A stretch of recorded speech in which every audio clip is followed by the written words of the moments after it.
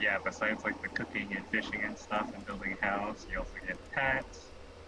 They have you can even write your own storybooks and sell them to people in this game. You can buy lots of different musical instruments and then record music and sell the music records to people.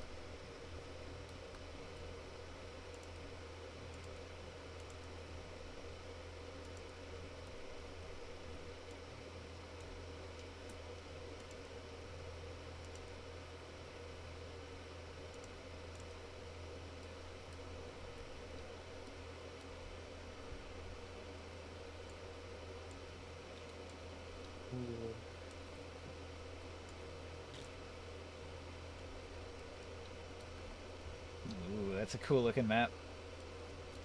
Oh. Oh, where'd it go? It's back. Let's see here. Load a bunch of figurines. I put some boards on the table. Are they gone or? Yeah, I was changing the one world map. So Okay. Yeah, I was gonna import those maps. We got that. yeah, you don't have to do anything. I had it all set up. Okay. You want to check under this if the boards are still there though? Yeah, think I think it puts away everything. I can't select a board anywhere on here. Okay. Yeah, that's probably why we had a little bug there.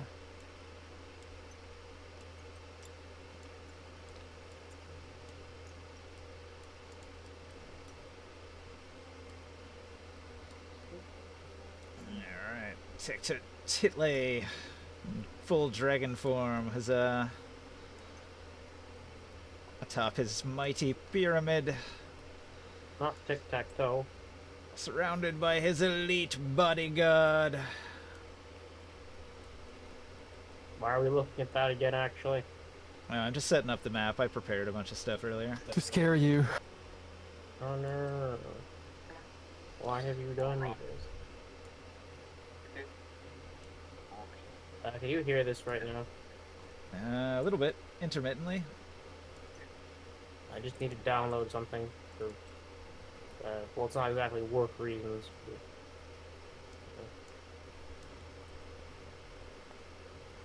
Alright, I'll be around while you guys are getting ready.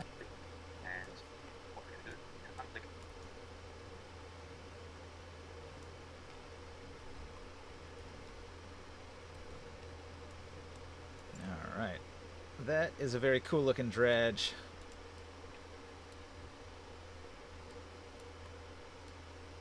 It's got all the bells and whistles. It's got the gladiatorial arena at the bottom of the pyramid. Titley and his cadre of elite guards here. His Jasuin temple guards protecting him from any possible attack. He's not going to be in dragon form, of course. I'll put that in a bag. But y'all know what he really is. Put that little bag right there. And Dredge is a city of 15,000 people, so there are, of course, many thousands of other NPCs that I didn't put down as a figurine, but they don't really matter all that much.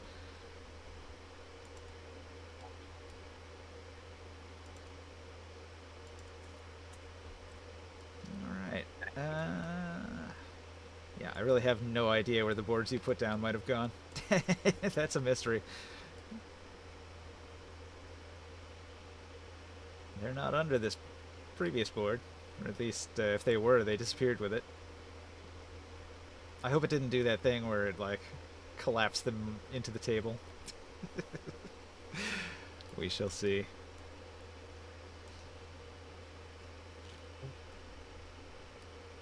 I did this one too. This is House Salaxa. It might be important. It's the big merchant house. Skywill might want to go there and mess with them because he really dislikes the merchant houses. I figure if Will's gonna snoop about, try to infiltrate or do any kind of sabotage, I'll need a battle map. They've got a pretty fancy little compound just outside of Dredge. A little villa, walled compound. Maybe this corner stream part already is start? Sorry, what's up? The stream has already started, yes. The stream did start, yes. Can you do a last session? Can you do a last time on Dragon Ball Z? Yeah, it's been a couple weeks. You've been traveling.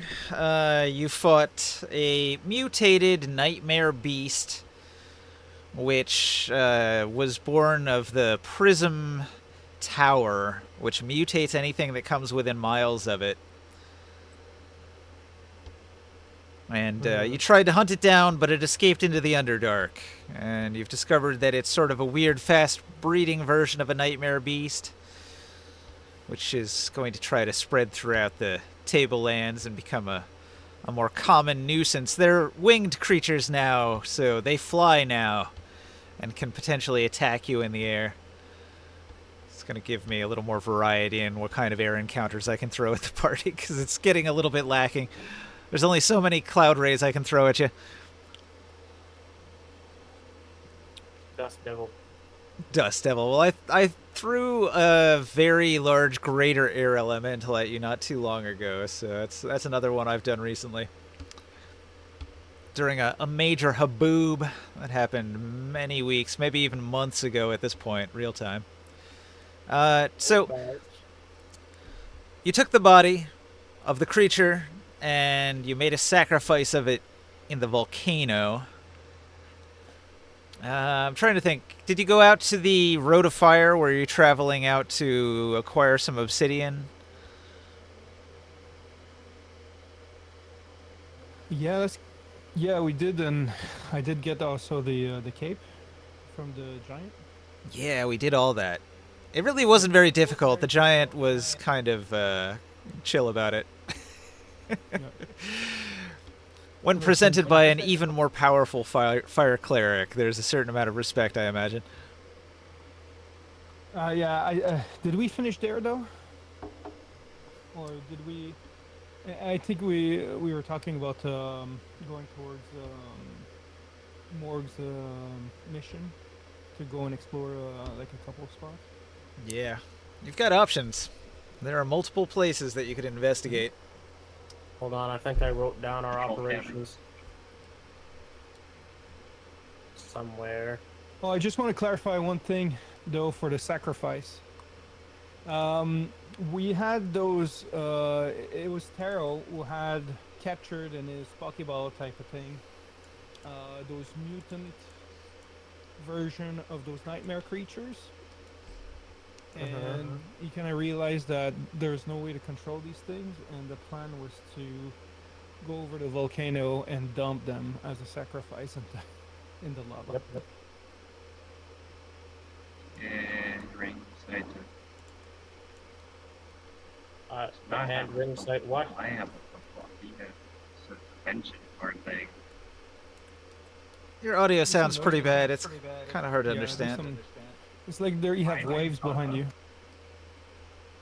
Hello? Can you hear me? Yeah, I can hear you, but you have like a background noise. Nothing a better mic wouldn't fix. I don't know what it might require. Getting closer to the microphone, jiggling the cord.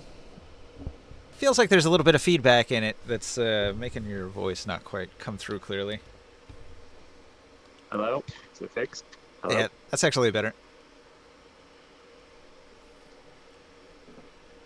Alright, I got out the Road of Fire map. I was saying Ringside does not have a Pokeball-like thing. That's me. And Ringside has like a dimension door he just shoves things into. Yes. I'm failing to see the difference. What's that spell called? Demi-plane. Demi-plane. That's a wild spell.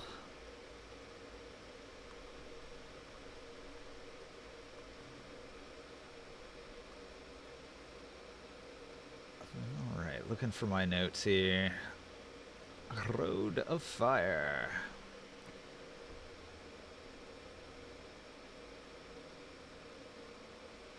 All right. So you didn't go as far as Morgaz. You only had to go to the middle island, Durgaz.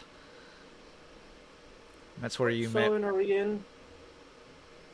You're on the Road of Fire, out in the Silt Sea. We didn't like teleport here, did we? This seems kind of far. You traveled by airship. You were on a side mission in order to obtain an artifact of the flames, and also to communicate with your old friends back in Charvas, the Moratuk dwarves, and request a rather large purchase of obsidian to make weapons out of. So that's been sort of the recent leg of your journey has been talking to the dwarves, getting the materials for weapons, talking to the fire giant. The giant that's in the magma zone. He's not really a fire giant. He's just a Thasian beast-headed giant, goat-headed giant specifically. And he gave up the mantle of flame out of respect to Grimorn. And this is only really a side mission, so from here we can quickly move to a different region. You can cover a lot of distance across the Silt Sea without encountering anything, so you can go from here to any point on land that you'd like to.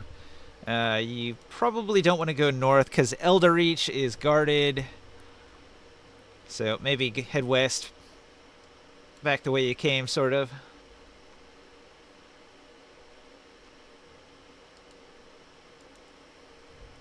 What say you, party of adventurers? What is the benefit of these obsidian weapons? If you're building armies, your armies need weapons. And obsidian is the most plentiful bladed weapon material, because iron is unavailable on most of Athos anywhere except at great expense. So if you're making spears, the most common weapon for a soldier in an army, it's going to have a obsidian tip. If you're making a sword, it's going to be a macahuitl. It's going to have obsidian blades on the edge of it. You could have an obsidian-headed axe that's got a big sharp piece of obsidian on the end of a stick. So it's sort of like the main weapon material. Wood and obsidian.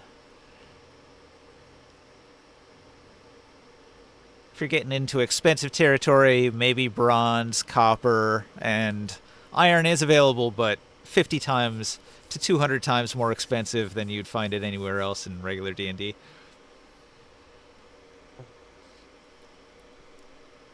Alright. So, what does the party think? So I pulled up the map that is north of Elderreach. If you head west and north, you can circle around towards Azith's Rest. And from there, you had intended to travel to Hogale, which would be straight north from Azith's Rest. So that would be a whole bunch of traveling. Does that sound like a plan? Is that what everybody wants to do? Yeah, where was the troll graveyard place? It is the gray area at the very top of the map. Oh, this one? Yeah, it used to be closer, but it's been sort of moved around. Okay. Yeah, I guess we can go there on our way after Hogale to return to Kern.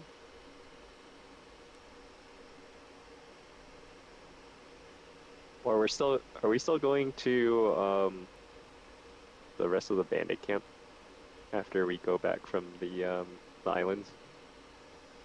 At some point, you do want to go to the main bandit city and try to have the bandit clans gather and talk about forming a sort of bandit city out here, a unified and less chaotic bandit city that actually gets involved in trade and stops raiding so much.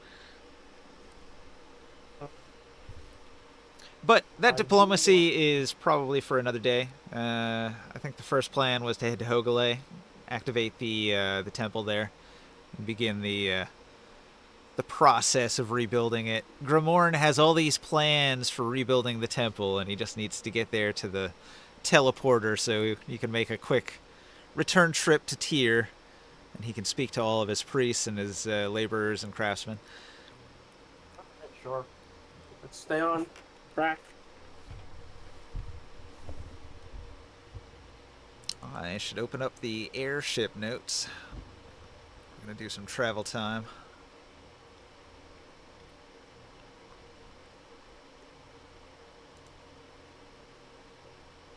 You are on board the Dreadnought, your mighty airship. It still has 100 points of hull damage. It's like a little more than 10% damage, maybe like 11%. It's taken some hits. It's a little bit worse for wear, but it'll hold out. All the important bits are intact. Your sails, your rigging. And you're not in an ocean, so you're not going to sink in the water. It doesn't need to be watertight. It can have some holes from the occasional lobbed giant stone.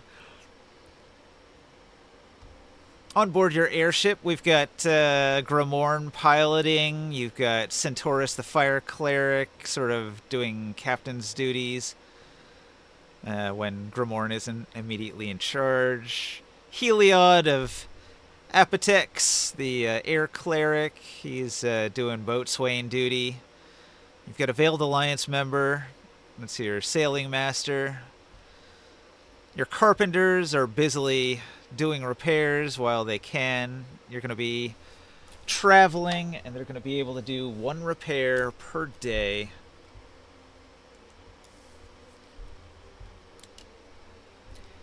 The scale of the world has changed a little bit, so some extra days are getting tacked in here. Just going from the Road of Fire to Azith's Rest is probably going to be several days. So let me keep tabs here. Road of Fire to Azith's Rest. And then Azith's Rest to Hogale. Try to keep track of the days here. Alright, so we're going to say 4 days here. And another 4 days there. A little more than a week. And you'll arrive at your primary destination. So that's going to be 8 repair rolls.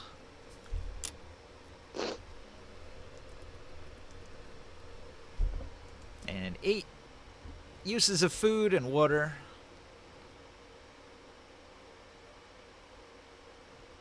I'll calculate that later. Just make a note. 8 days of food and water consumed.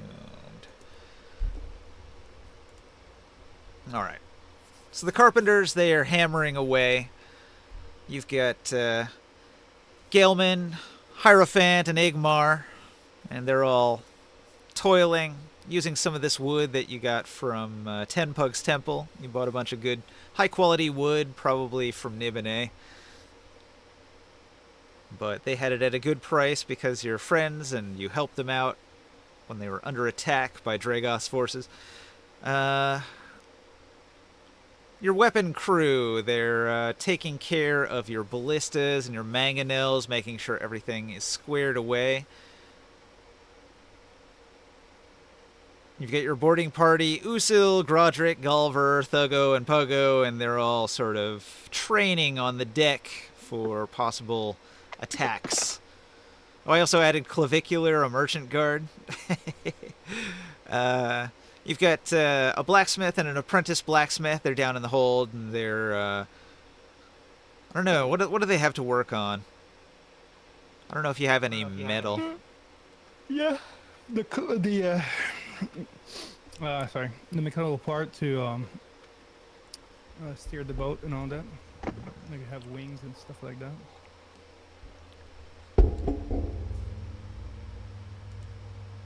Skywill isn't here yet, so we'll say that Orin, your rogue, he is down in the hold. He's hanging out with your chef, Junithu the elf. She came on board from your previous airship. She and Orin have a thing. They hang out a lot. while they're feeding the crew and stuff. You've also got Candace the Bard, and she's entertaining the crew whenever they eat the food that Junithu is preparing. And you've got 10 Templars of Ram who are here as a diplomatic thing. And they're following you around. They can lend aid. These were Templars that offered assistance. And you're going to help them out as the faction of Ram that you're going to give some aid to against the other factions. Are they just fighters? Yeah. They previously were clerics, but when their sorcerer queen Abalak Ra was slain in battle against Sadira of the Veiled Alliance, they lost their ability to cast any divine spells. So they're like clerics that have become fighters. They're less competent fighters, basically. I should check their resistance to fire. Hey, these are friendly troops. They're on your side. Yeah, just to see who's gifted or not, you know? And in addition to that crew, you've also got the Wyvern Riders in your hold.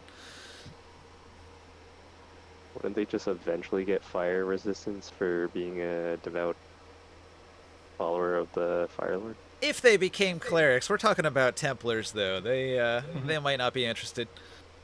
It takes a lot to become a cleric. You usually have to go through trials of sort.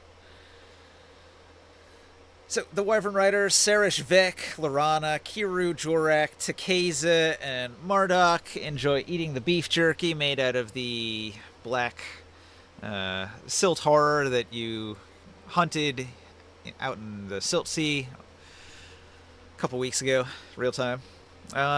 So that's all of your crew, and we'll say during your week of travel, you only encounter a bunch of birds. There's just birds flying around here and there, and you see things occasionally on the ground that are not interesting. Maybe a mechalot or some wandering crawdloo in a herd. Nothing outright interesting enough to investigate, and so you make good time. You do arrive at Azith's Rest about halfway during the trip. Does anybody want to stop there to do anything in Azith's Rest?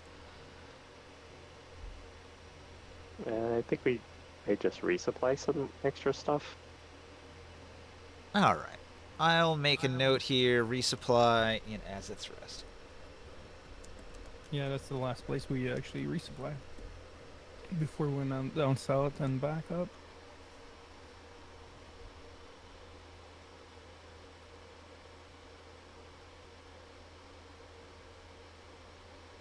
Alright. Who's going to throw some money into a resupply? I need to put down a gold amount. I keep spending money I don't wanna. I have money to spend. What's a good amount? It's 11 gold, a good amount of all various amounts of food and wood to repair things. Yeah, I think so. That's probably plenty. That would be 1,100 ceramic pieces. If you're getting wood, wood is very expensive, so 11 gold is probably pretty accurate. Okay. Yeah, you do go through the wood that you bought pretty quickly while doing repairs. I changed the rules on repair a little bit because it was not great. I think I bumped it up to where it's like 3 hit points per board. The board is 25 CP, so the exchange is not great. It's very expensive to repair these ships when they're made out of wood. Maybe you should build the next airship entirely out of bone, and then it'll be like way cheaper. Might be lighter too, but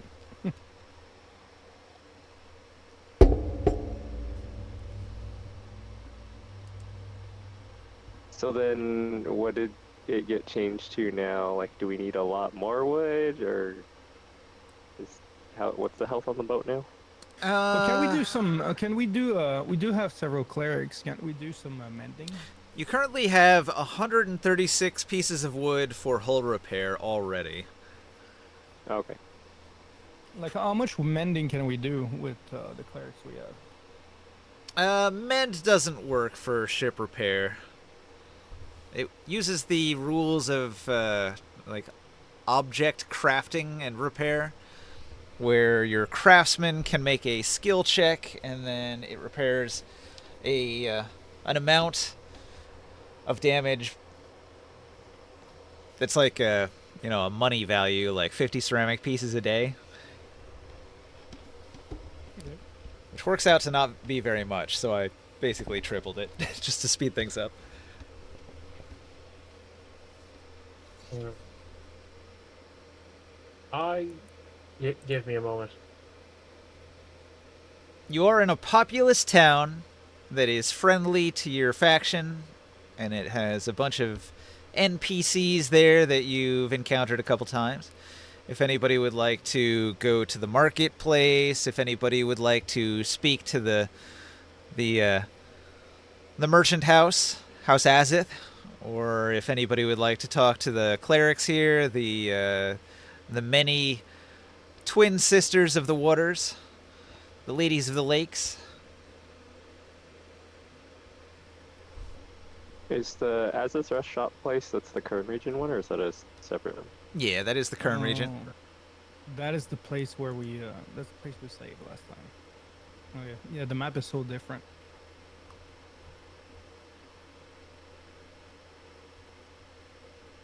But they'll have some water to resupply there.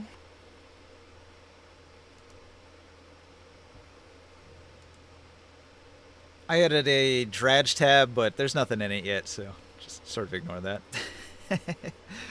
The Kern region tab applies to everything from Azith's Rest to New Kern to Old Kern, and maybe even a few of the little in-between, merchant caravans and things that are all going to use that same basic shop information.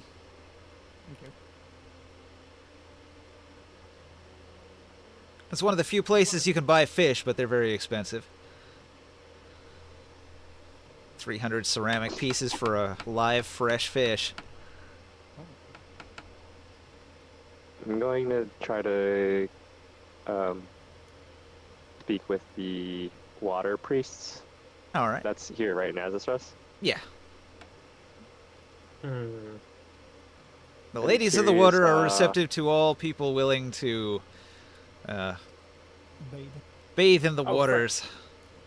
Wait, the ladies of the water. The I remember one of those. Where are they at? Yeah, there's 12 sisters, and they I wanna see the outcast sister. they tend to the pools. Did we get that one, like, outcast sister to travel or do anything? I don't remember. She's not in the notes for the ship. I don't think so. Where is she? I'd like to follow up on that if she's still there. All right. I liked her.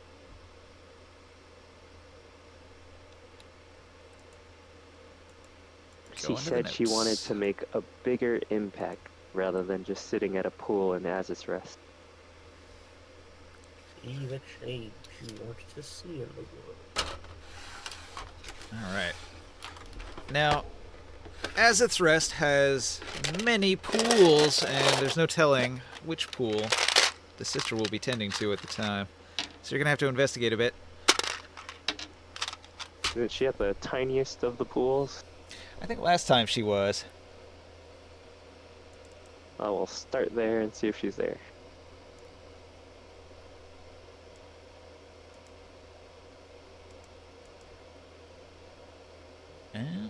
What's going on here?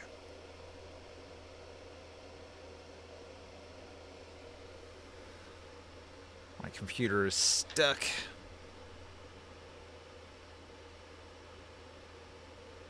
Yeah. It's giving me like the spinning icon. Do a carousal check or something? Okay. Carousing. Yeah, carousing, that's like a downtime activity that usually takes a week. You're not going to spend that long here, so probably just an investigate. Or maybe you could ask around. Oh, fuck. It's got client.txt open. That's why it's fucking hanging up. Do I Client. need to do a roll for that? Yeah, yeah. Just asking around. So I was looking, I was trying to debug a computer problem the other day, and I had to look in like a log file, and the log file is fucking a million miles long, and like the way the text editor works, it reopens whatever the last thing you had open. So when I went to open up my notes for Azith's Rest, it tries to open this fucking 4-mile long stupid log of your graphics card crashes and things. What the heck? That's why it was hung up for a moment there.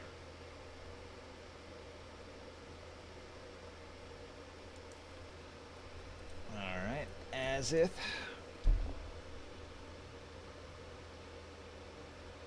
Let's see here. I had notes. Azith's Rest, Town of Canals.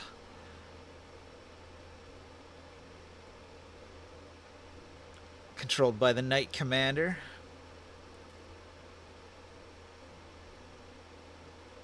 And the House Azith Legion.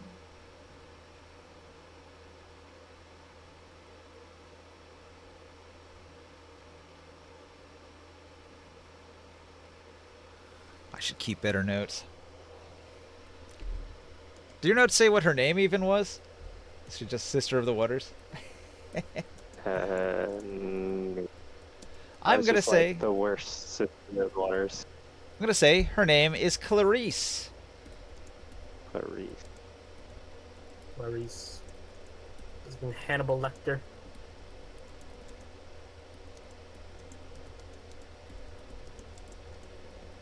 Alright. Sorry. You made an investigate roll, right? What did you roll? Oh, that was what the rolls. Investigate is intelligence, right? Yeah. +1.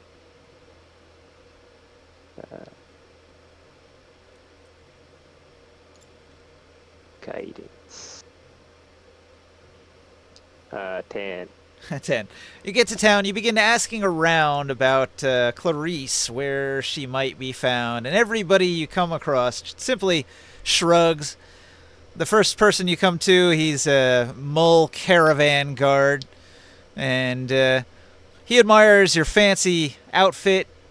Your gear is very impressive. He doesn't have any information for you, and he's busy, so he leaves. You meet a group of children, and they have no idea where the sister is. Although they've met her before, they know who she is. They tell you simply that she'd be at the pool somewhere, which was obvious anyway. They didn't say which one.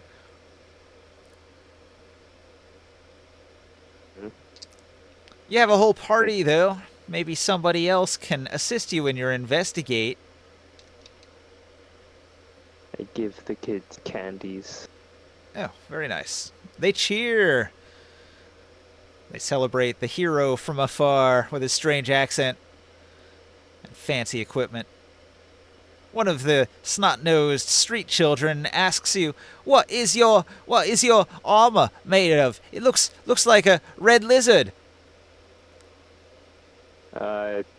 That's pretty accurate. It's a drake, though. It's a very, very big lizard that spits fire. All right, all the kids are gonna ooh and ah at your shiny armor.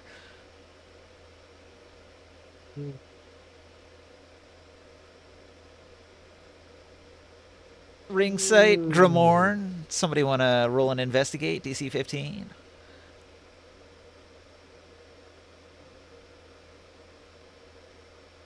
Should help your teammate out.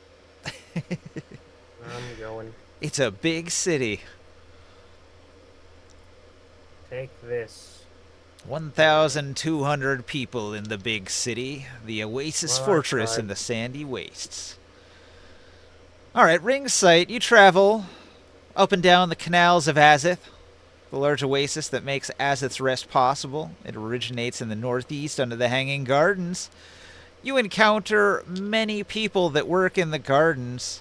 Many of them are covered in a sticky orange substance. These are Weser tenders. They've been harvesting Weser honey to make Weser mead in the Weser meadery. Weser, of course, is a very, very large sort of hornet, I guess.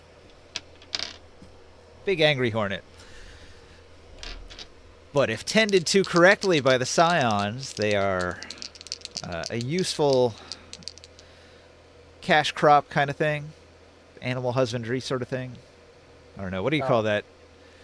Beekeeping? Agriculture, herbalism, No, botany. there's a specific word, apiary, something like that for like beekeeping.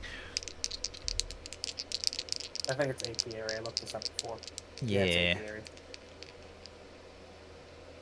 That's the big thing in Azith's Rest. So you encounter a bunch of them, and they've been working all day, and they don't know anything. Gramorn, High Priest of the Flame. Maybe your holy swagger can loosen the lips in town. Roll and investigate.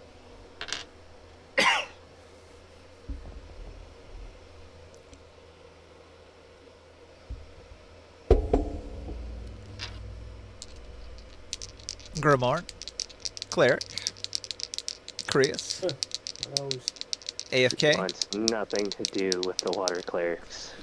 He's in a reverie, looking into a candle, into the flame, and he is lost in thought, and he doesn't help with the investigate. So, unfortunately, you were unable to find Clarice. You were, on the other hand, able to find one of her many sisters, one of her 11 other sisters. Wait, new plan. Sending spell. Yeah, you're gonna send to Clarice. Do you have a note that you left a stone with her? I have the spell. Oh, spell of sending. Not the sending stone. All right. I'll just ask, where are you? Who are you? They know who I am by the power of the spell. All right, Clarice hears your message in her mind. Recognizes you as the sender automatically. So, who are you wouldn't be the question.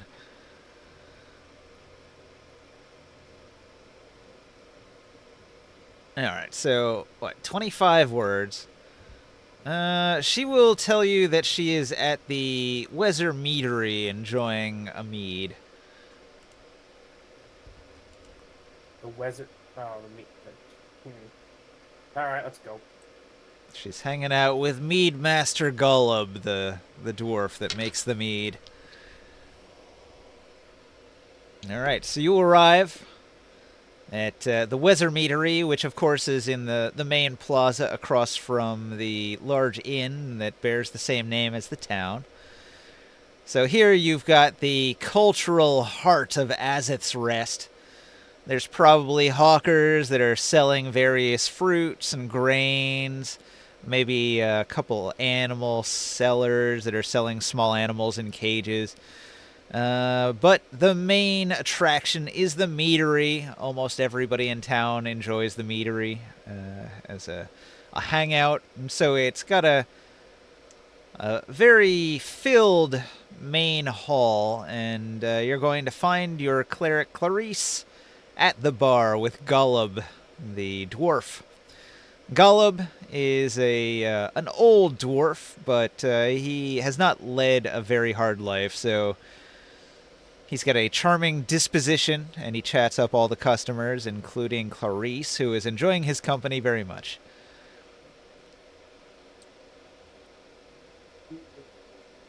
They've had a few drinks already, so they're going to encourage you to buy drinks and join them. I am very old. I don't think that's a good idea. You're immune to poison if you had the arrows. Alright, why not? I'm gonna drop 4 silver on a couple pitchers for the table. 4 silver. All right. That'll buy a bunch. Let's see. 40. You can buy 5 pitchers of, or 5 cups of watered down Weather mead. So you've got like a pitcher with 5 cups in it. Alright, I'll down the mead. All right. Simple as. Everybody drinks up. So Clarice asks, what brings you back to Azith? You've been away for many days. We've been traveling the world, seeing all the great things, making changes. How have things been here? Are you still stuck at that small pool? Well, she says that she assisted in tending to the wounds after the battle with Densis the Defiler. And, yeah, it's been a while since that. So, most of the broken bones from that are taken care of. And the city has been returning to sort of normalcy. So she's been having arguments with her sisters because she's brought up that she would like to leave town and travel the world. And they've been rather opposed to the concept. So she's here having some drinks and thinking it over. Oh, why do you really need their approval, though? You're your own person, aren't you? Us sisters have always stuck together. We've never been apart. Not one of us. You should join us. All right. We're planning on moving to the very bandit camps that attack this place to try and civilize them. Perhaps you could be a sort of like envoy from Azis Rest itself. Hmm.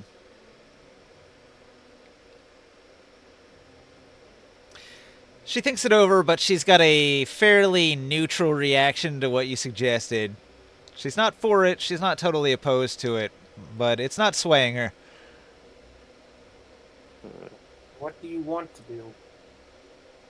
Well, I don't want to leave the water. As a water cleric, I feel like I need to be close to my element. Clouds are made of water. I don't think that's how that works. Of water. No? Don't try to cheat. She knows you're loading your airship up with several tons of water from Azith here. You bought up a bunch of the supply. So, in a way, some of Azith's waters are going with you. What will she change about this world? I wonder. Well, Azith is one of the better towns in the world, as far as I know. I would like to share some of our quality of life with the less fortunate, maybe. Tyr could use someone like you. Do you have water clerics in Tyr? Not many. Not many. And what is Tyr's water supply like? Hey DM, what's Tyr's water supply like? Extensive. Okay, I thought it wouldn't be very good considering all the arsonists running around. Well, we're close to the mountains. There's some water that comes from the cliffs. Tyr has an aquifer. It's got a large well that never runs out of water. And it supplies the entire city. Thousands of people, so it's a pretty decent-sized aquifer. It also feeds all the crops, and Tyr is well known for having one of the most fertile fields. A lot grows around Tyr. We've been working on that. So they've got a fair amount of irrigation going from that aquifer out into the fields. Even if Tyr is not the place where you want to land, traveling with us is probably one of the safest way to do it around the world, and that'll give you an opportunity to discover new places. Hey Ninja. Yeah. Is that blue area inside the grave the troll cavern? Is that water or is that something else? I don't know. That's like a weird representation of the Trollgrave Chasm. I could show you in Discord the image that I have for it when you get closer, and it's probably more representative. So, if you're headed to Trollgrave Chasm, it's going to look a little something like this here. Oh, it has a city. Interesting.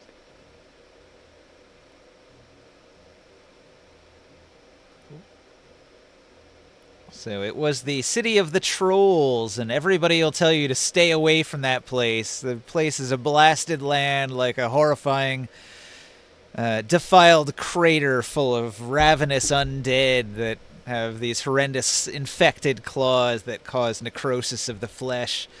The whole area is a toxic mess. Just going into the caldera of the crater of the Trollgrave Chasm can do horrible things to a person, to a traveler. Those who have entered rarely leave alive. So this place has a reputation, and anybody you talk to about it is going to tell you to stay well away from it. Should probably put that up on the stream too. The Trollgrave Chasm.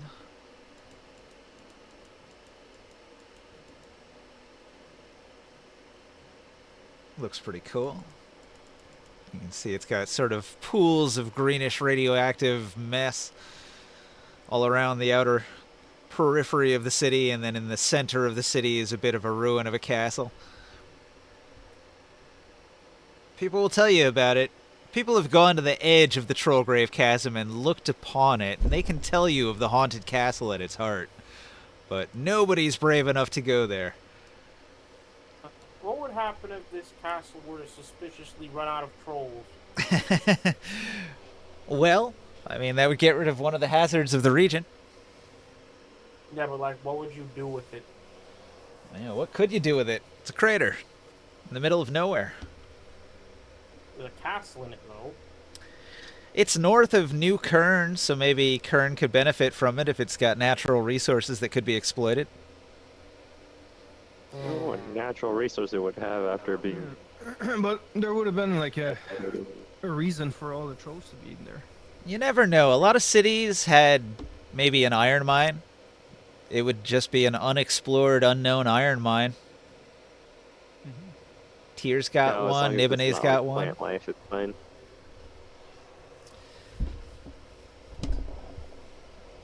As an area that was extremely defiled during the genocide wars, the Trollgrave Chasm is probably not going to have a lot of plant life. It'll have some hardy stuff like cacti, things that might have been carried on the wind, but it's going to be mostly a desolate wasteland. Which is why it's a big gray blotch on the map.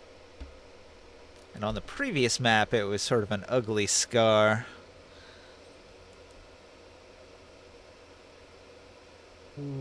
Anyways.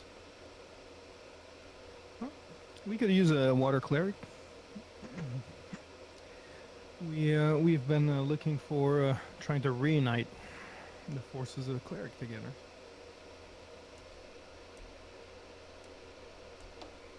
The one thing that you have to know, though, is that my temple isn't here. You can see here on the previous map, it was smack in the middle of all the bandit camps, which is no longer the case. I think that makes a lot more sense, because if the Trollgrave Chasm was in the middle of the bandit camps, it would be bad for the bandits.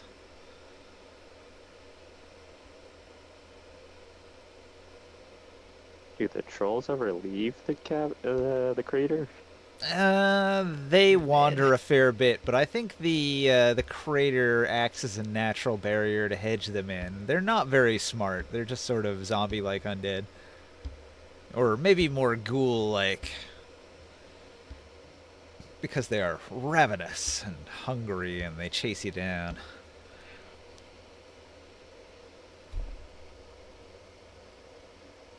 I have to fire them from the sky. Fire arrows.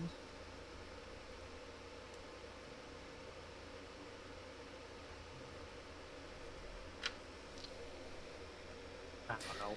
Well then, Clarice, if you're still gonna take some time to think on it, we do have more errands to run in the region. We might stop by on our way to replenish more Well, I rolled a neutral reaction. supplies, and we can get a rain check from you. I'm not saying it's 100% no, she was just non-committal about it. Maybe you could entice her in some way. You could try to negotiate still, if you'd like to get her on board. Sometimes recruiting people for dangerous missions, like flying around on an airship with a bunch of adventurers, is not so easy. You might need to sweeten the bargain a little bit to get her to go.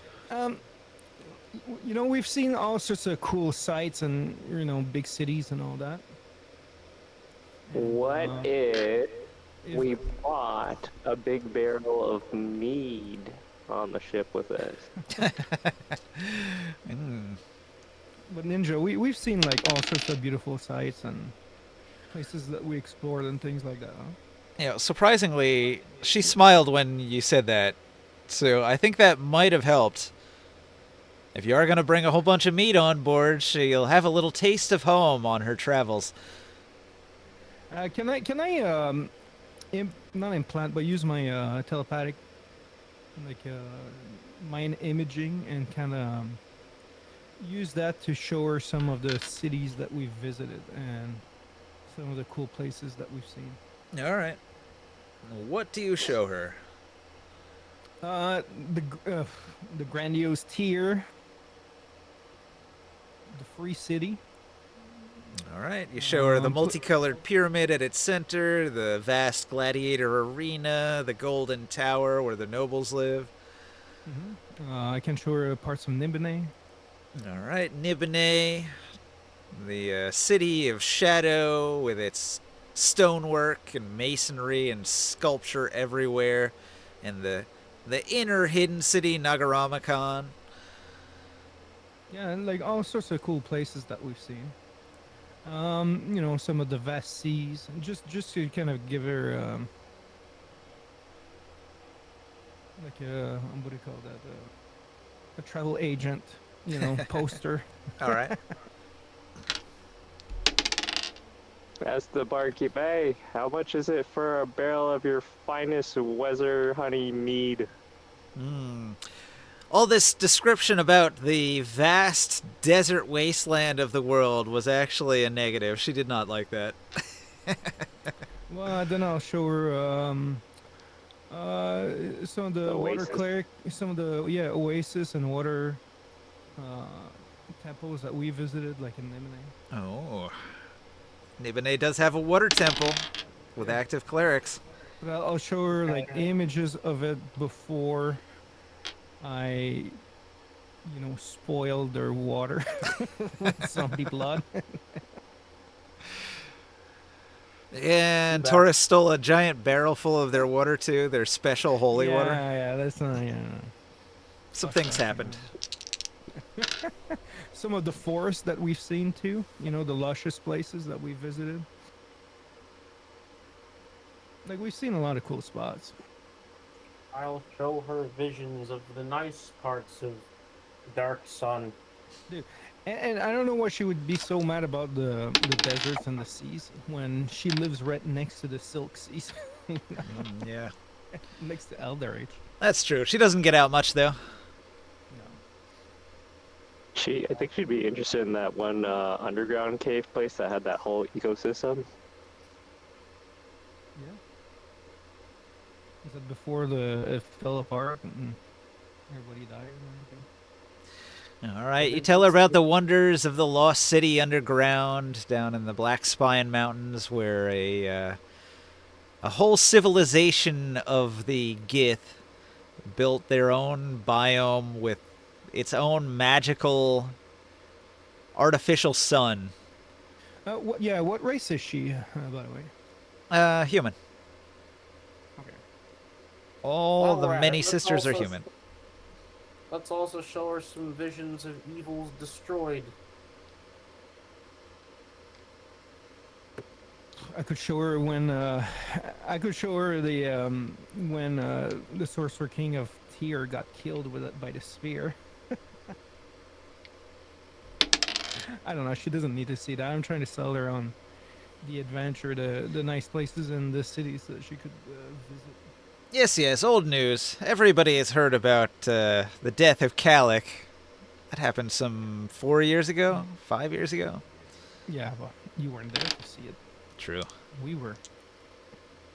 We survived the defiling magic of that sorcerer king, and that's when we escaped from slavery, and we freed the city.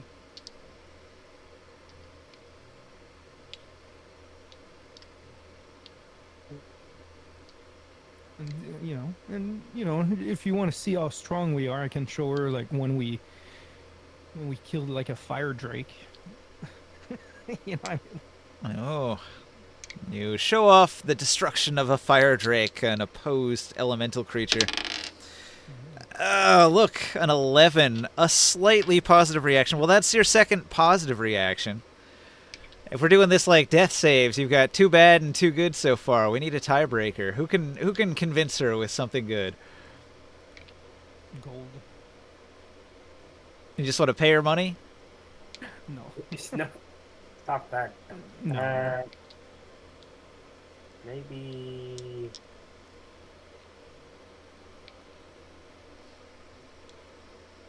Something. Skywill's not here. I'll say that Orin suggests giving her an item of some kind as a sign-on bonus. Hold on, hold on. Oh no, dang it, I got rid of all my water-based Yeah. items. I don't think we have any more water-based like items. We probably sold them or. Yep. Surely I have something in here. Well, you could buy something from the merchants here in town.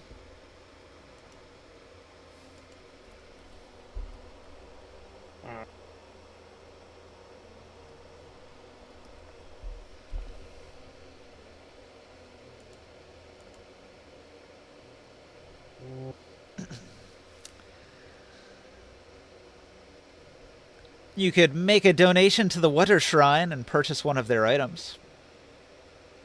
That feels like buying her own crap and selling it back to her. Well, I mean, she would take it with her and use it on your adventures. With the shield. With So the you could think of it as buying equipment for an NPC that you're hiring as a hiring bonus.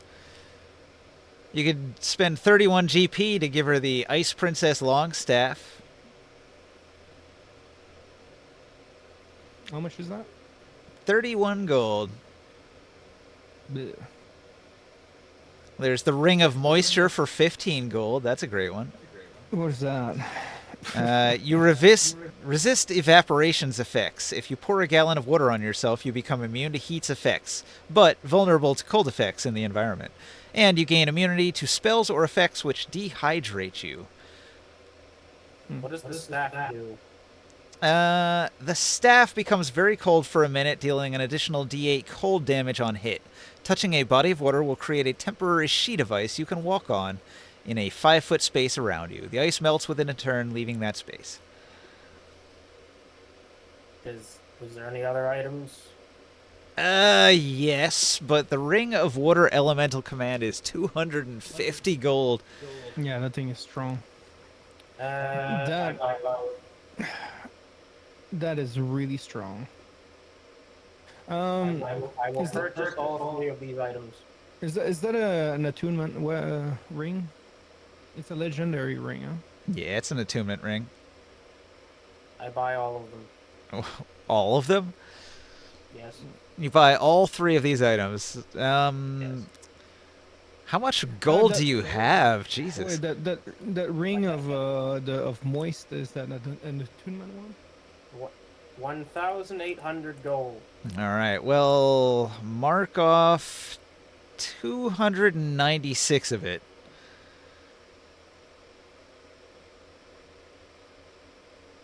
Okay. Impressive. You fully equip your cleric. I'll add that to the notes. I believe in you. Do you? I mean, kind of. Look, she has a genuinely selfless motivation. Okay, it's that I the plant must be watered where it is found. That ring is not gonna do her that good, but it would have been more useful for you or I to have it. Nah. Getting immunity to water spells, being able to capture water elementals, Let it go to where it belongs. cast some water spells as well. It can be very useful. Anyway, here you go. All right, I made a note that she has these 3 items. With this incredibly generous offer, she will definitely join you. I'm not even gonna roll. That's like way too generous an offer for her to refuse. With that moist ring, she's gonna be wet forever. Literally. You could throw a fire spell at her; it would melt it off her. She could turn it back on though. Yeah.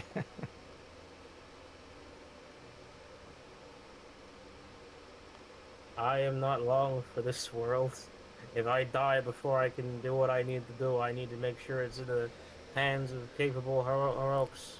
So let's see. She can make a religion check on her staff to make it cold, and then it'll do more damage. And she can walk on water, creating a little sheet of ice to walk on. And her ring of moisture makes her immune to the temperatures. And the water elemental command ring requires That gives her, attunement. immunity to water spells. It allows her to control water elementals. You can cast Dominate Monster on a water elemental. Yeah. You can walk on water. You can speak Aquan. Which she probably already does. A lot of these effects she already has as a cleric. And if you help slay a water elemental while attuned to the ring, you gain access to the ability to breathe underwater, and you can also cast Destroy Water, Control Water, Ice Storm, or Wall of Ice from the staff. Or from the ring, I mean. It only has 5 water? charges, though. Often it recharges. Control Water uses 3 of her 5 charges, so she'd only be able to do Control Water once. Can she create water with it? No, Create Water is...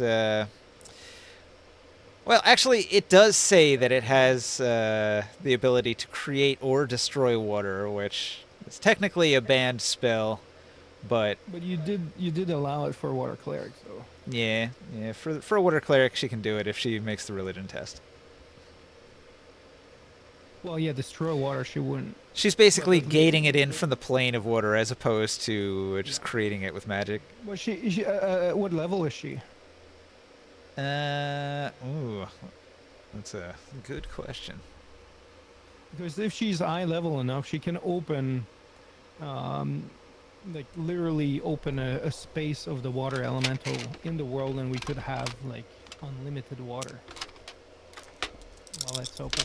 Like I can do like with opening like a cube of fire that is really like kind of an opening to the. It comes straight from the elemental world fire. She'll be able to do the same thing with water. So she could appear a little cube in the middle of a room, and we could just like grab I guess like a glass of water or whatever.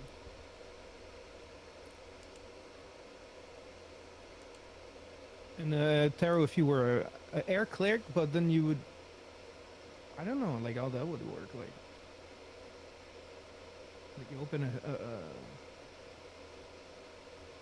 like you just have wind in a cube or lightning. I don't know. Depends.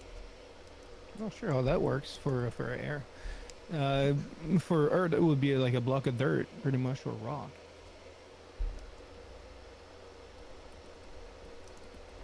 All right, I'm gonna make her a multi-class.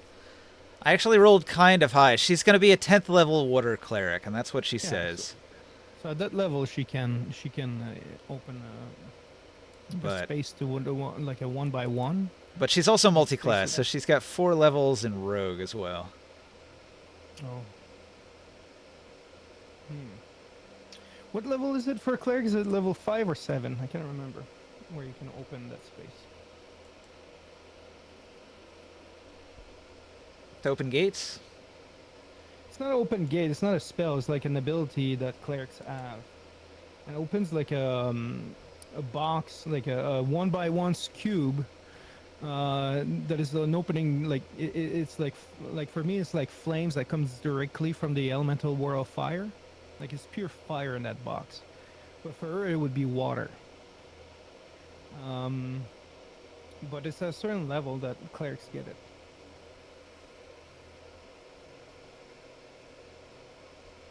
Might be level 7.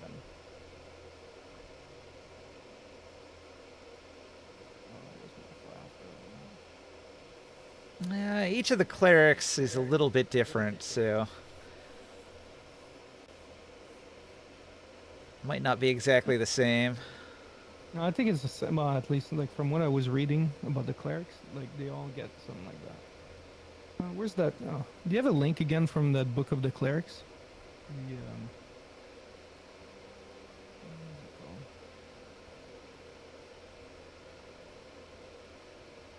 Be able to find it at some point. I don't know. It's been a while to look into that. Like I don't really use it, so. Well, I there's use it the regular spell to open a gate. Yeah, no, it's something different. It's something like just specific to Dark Sun. I'll look it up and I'll send you the information. when I Yeah. find it. I've used it. I remember I used it when when we went back under that mission that Nimbene gave us to go and destroy something in in Gulg. She there was could an make item- a power conjunction of water, and that would open a little gate.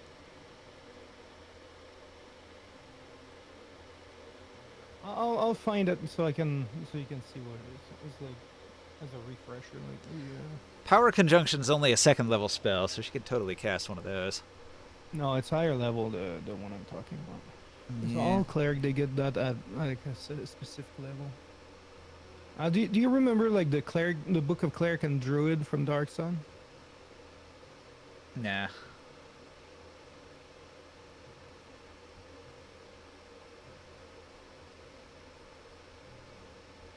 Man, I've got so many notes here. I'll find it. I don't see it.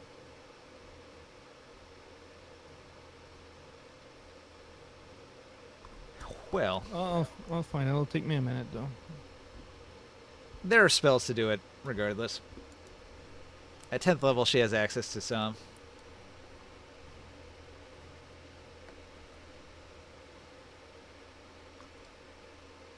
At 4 levels of rogue, so that's gonna make her kind of an interesting character.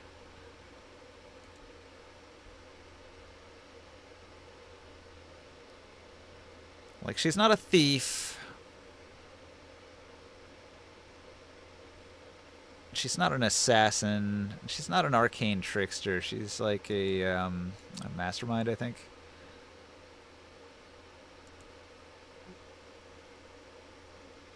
I don't know if 4 levels of mastermind gives her anything. What's that in? Xanathar's? Rogue.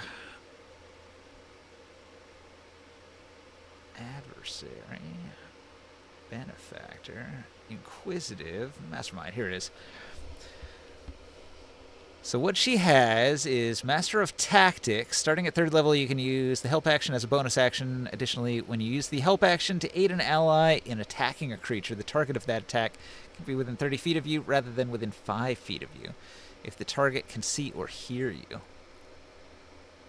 Oh, that's really interesting. So from 30 feet away, she can give you the benefit of advantage.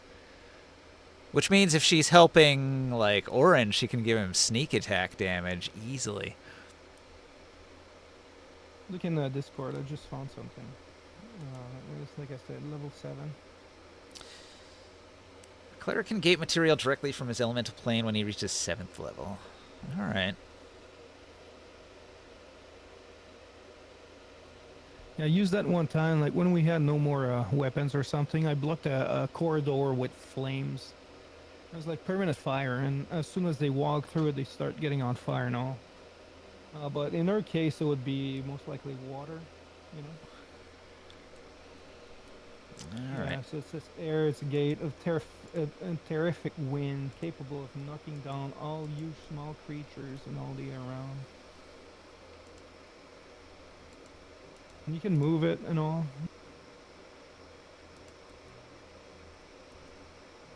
It's like a interesting ability. It's like one of these weird abilities that the clerics had in Dark Sun. Yeah. I try to find the book though, but you know that's what I could find so far. Is it from the Earth, Fire, Air, and Water book? That's probably the one. Yeah, I think. Yeah, it's not there. I got it, but that's what I was looking for. Most of the cleric information's in that book. Yeah, it's actually pretty good. There's a lot of weird spells.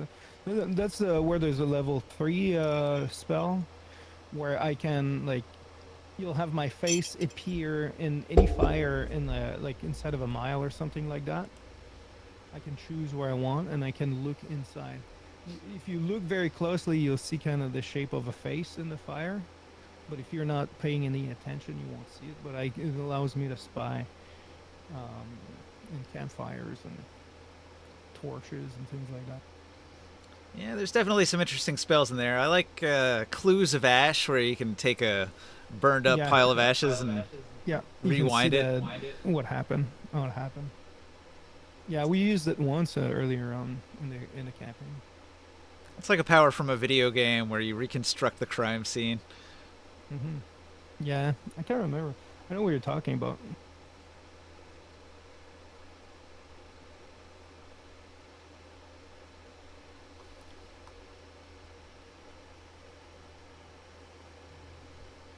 All right. So you've recruited a cleric. I'm going to add her to the airship in the passenger section. Clarice of Azith. Cleric 10. Rogue 4. Now I should make a note that it's a W cleric. Water. Well, you got the whole crew now of elements. You've got a fire cleric, you've got an air cleric, you've got a water cleric, and somebody here is an earth cleric. I think the blacksmith. I forget. I can't remember. We got him. We found him somewhere during one of the missions. And we have one of my fire clerics too on board.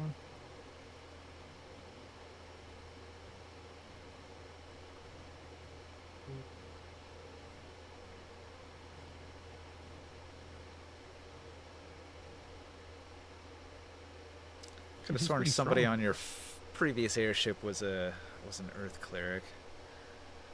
No, we made sure that this one, like, we wanted to have a cleric, a very cleric on this battleship, like a represented from each of the elementals, and we wanted a druid as well to be on board.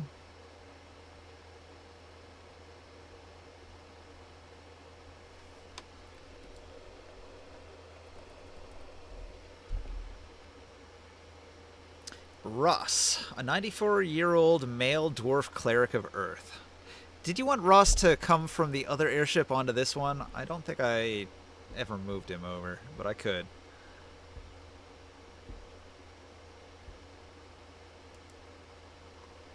I don't know. I thought we had one from another place. From where? It's before we left for all of this. We went to a place where there was like 2 clerics, or a cleric and a druid whatsoever, and we convinced them to come in. That was but I can't remember. I mean, it's probably the One, same but- one. He's the one that was on your other airship. Well, I'll make a note here. Ross the Earth Cleric 3 from Caravel. All right.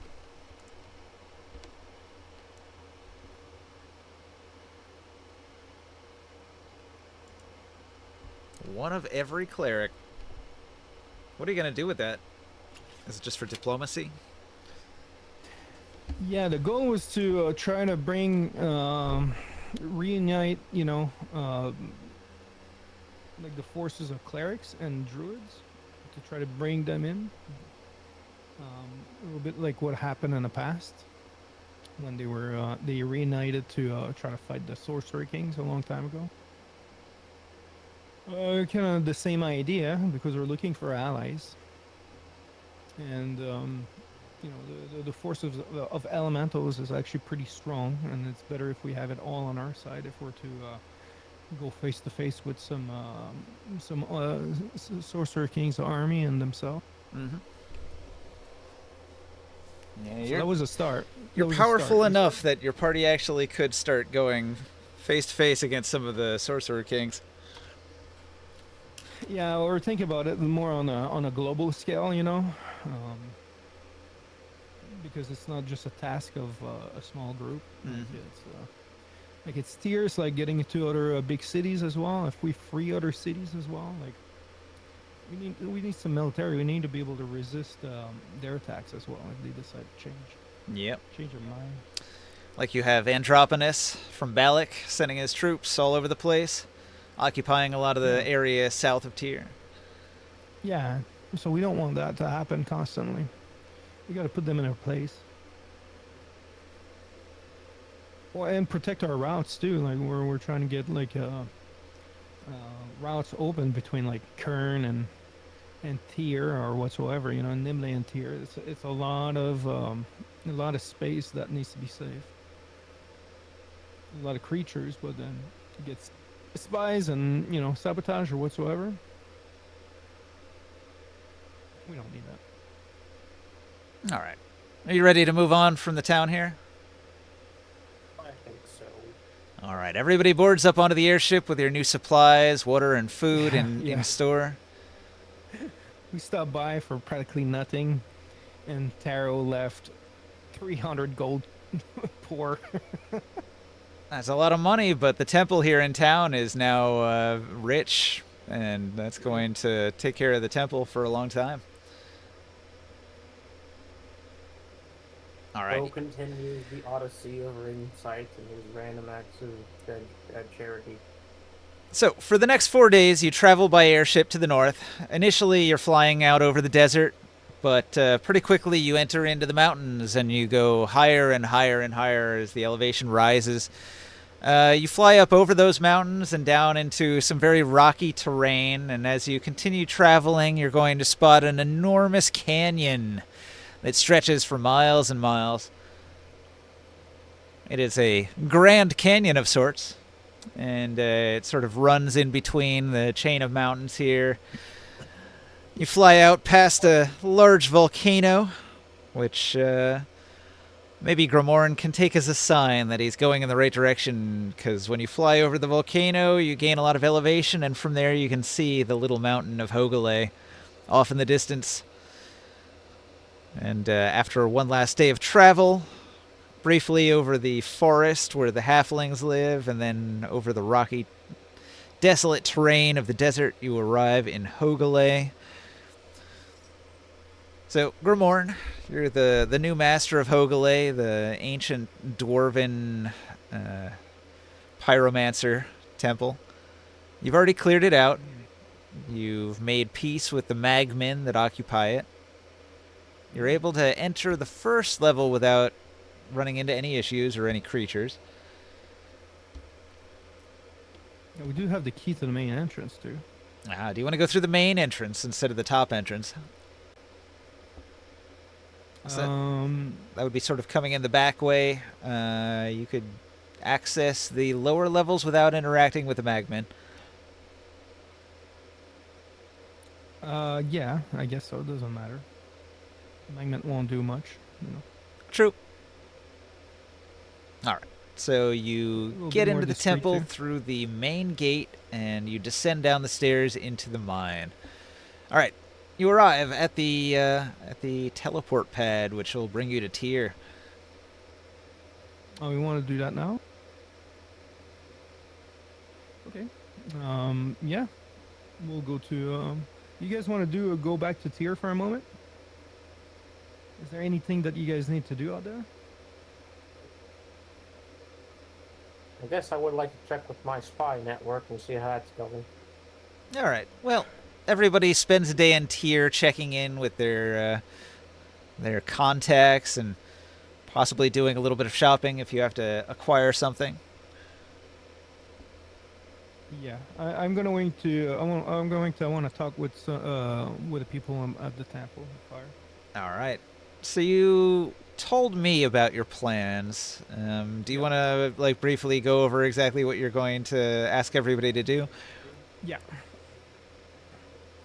And tell them that there's a way to go over there safely, and that it's a temple, so we can teleport that if we have like a higher level, high enough cleric to open a pathway. Level 6 spell. So we can start bringing people out there. I'd like to, yeah, for sure, see if. Wait, I need that last sentence. Huh? What was the last thing you just said? I was just saying that we can, like the clerics, they can teleport directly out there. It's a 6th level spell. Yep. Can bring up to 6 people. I think most of your clerics are lower level, so they might not be able to cast it. But you could bring them here, and they can get to work. Yeah. And I want to bring some of the blacksmiths to start Yes. working on that place and fix that place. All right. So everything, all the construction gets underway. And we'll start working from the inside, and we'll try to keep the outside rugged so it doesn't attract any like attention or anything like that from if any explorers or anything comes by. The trap that there was on the front door, is it still active? I think you triggered it, right? It's possible. Like we would have been immune to fire, so it would not affect us. Yeah, if you're grouped up, you can just make everybody immune to the blast, and the fire won't do anything. Well, just wondering if we should just let it active and no one use it. Yeah, that we way. did trigger all of them last time we were here. Oh, yeah, that's okay. I'm pretty sure it's a recharging thing, though. So, like, after you set it off, it probably recharged within a day. Yeah, we'll let it active. That way, if there's some snoopy explorers that wants to come by, they can blow up. Yeah, it's a basic defense of the place. Magical Yeah, defense. Yeah, and then the clerics can just pick up the remains. Their loot. All right, I made a bunch of notes about this. So, Grimorn plans to occupy Hogale and add it to his network of fire temples. He selects members of his fire clergy to run the new temple. Hogale is an ancient site of dwarven construction, very well made, and most of the structure is very much intact. The ages have passed, and time has ravaged what it could.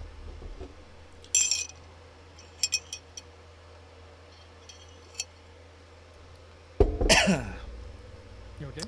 Renovations might only cost 10% of a new temple, but it's still costly and requires procurement from a city or trade route. Can they use a teleport pad for that? Yeah. Yeah, we'll do that. So they can like resupply from tier.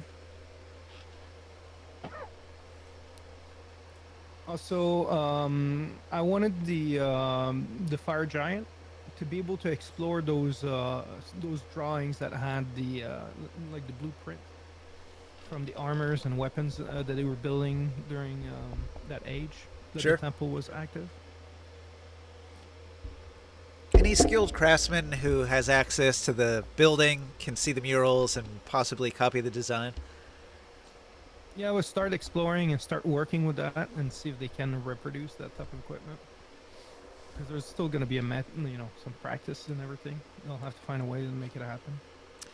So, Hogale already has a chapel, a magical enchanter, 2 smithies, 2 graveyards, and defensive walls. The double Yeah. graveyard means necromancy spells have +4 to level adjustment. It's pretty wacky. Ooh. Can make a bunch of hundreds. I bought last time. We did buy also all that obsidian. Was it like 500 pounds of it? Hmm. Obsidian glass. and I want to leave it with the smiths, so they can start trying to make some weapons out of those as well. But I'd like to make like magical, like spearheads made of obsidian, just basic stuff, you know. Yeah. But to equip troops, um, and that way, if they're magical, they're going to be a lot more resistant as well. They won't break so easily. Sure. +1 fire spears or whatever.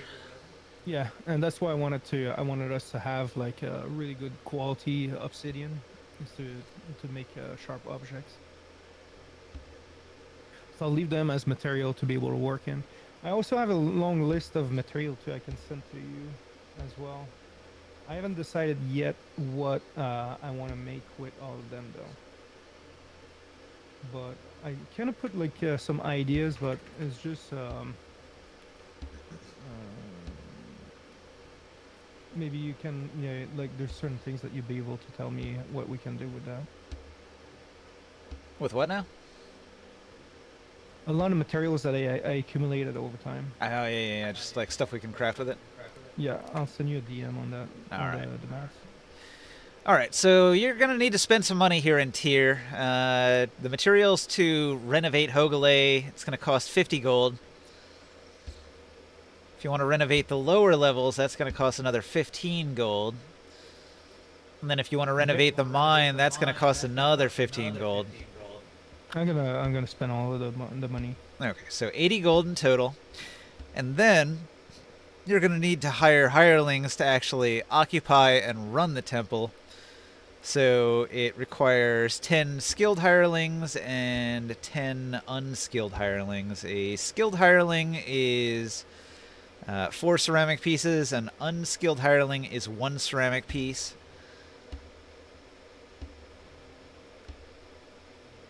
And then, let's see. I could just total up how many people you need to hire. Skilled, unskilled. So, temple is 10 and 10. The lower level is 3 and 15.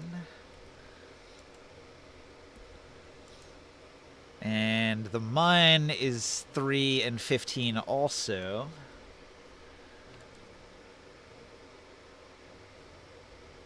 So that's going to be 40 times 1 is 40. And 16 times 4, 64.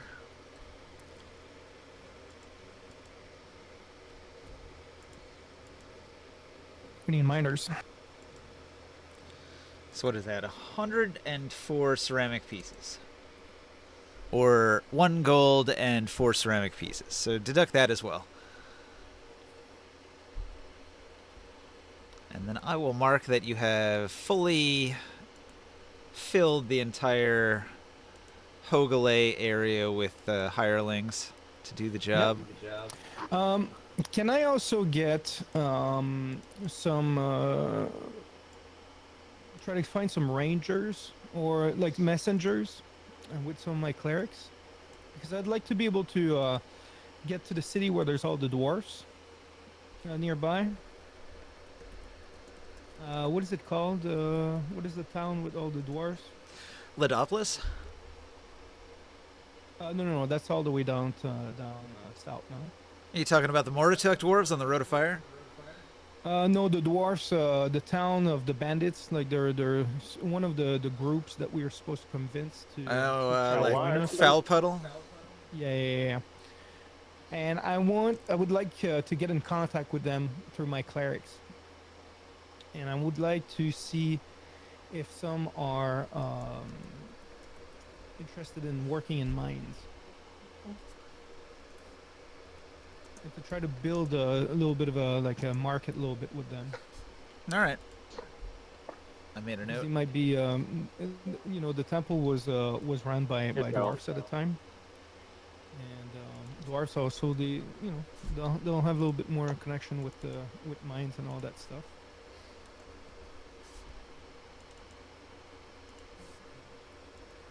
All right, I've made notes that all of your construction is underway and that all of your hirelings are hired. Hey guys, What's up, sorry I'm Will? late. One of my uncles I hadn't seen in years was in town, so we were having dinner with him. Yeah. Oh, and I DM'd you also the list of all the materials that I have, and I put a little bit of like notes and ideas of things that could be built with some of those items. Sounds good. All right, so make a note somewhere that it's going to take 40 days for construction to be completed here. Okay. 40 days. Yep. 40 days starting from now, so I don't I got know. my counter. This might be hard, but keep track as we I got travel. my count. I got a counter over here.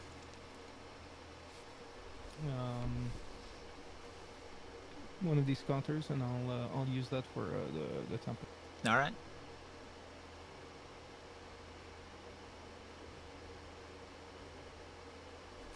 All right, so this place is going to become a hive of activity. You've got people working on renovating the mines. You've got people working on renovating the upper and lower levels of the temple.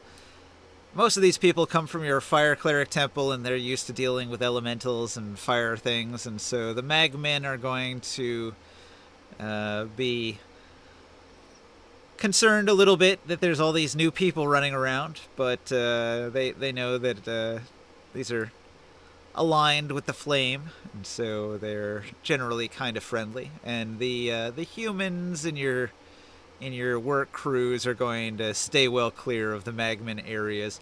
Yeah. They're gonna try and make friends with them and burn them alive. But they have a lot. Teleporting in and out of here. I'm gonna show Clarice around here. Show her the water work. All right. Oh yeah, in Tyr, yeah. The Yeah, what is extensive water workways. What is everybody else doing when they go back to Tyr? Okay.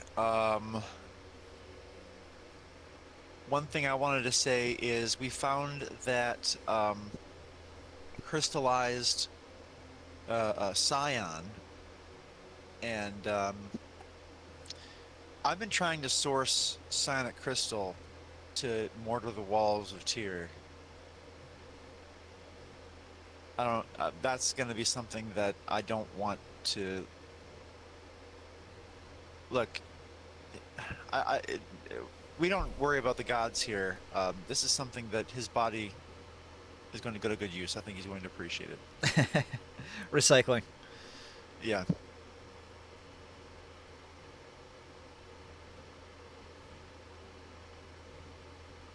So you're back in the big city, the hometown, Tyr, the free city. Not much has changed since your last visit. It's been a while. Things are much as they were. Sadira and Aegis of Asticles are doing noble stuff. Did we get a bunch of the obsidian from the Fire Islands? You did get a bunch of obsidian. I think Kriya said 500 pounds of it.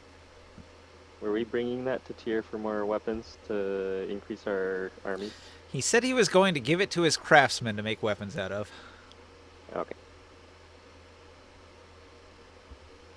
So it'll take a while. Spears are cheap, and they can crank them out pretty quick, but it'll take a while.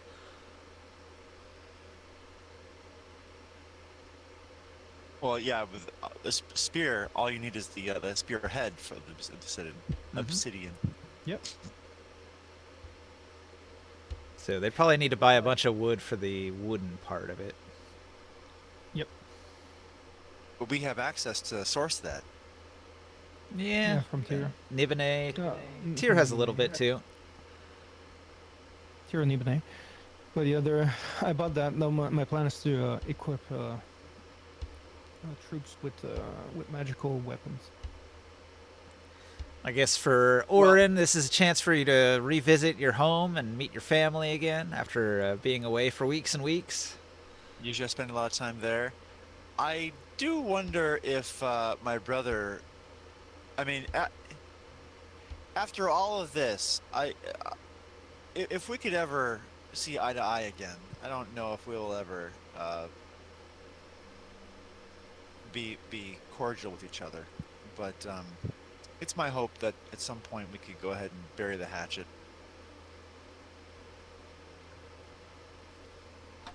But speaking of burying the hatchet,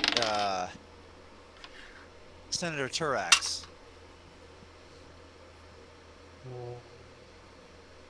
I think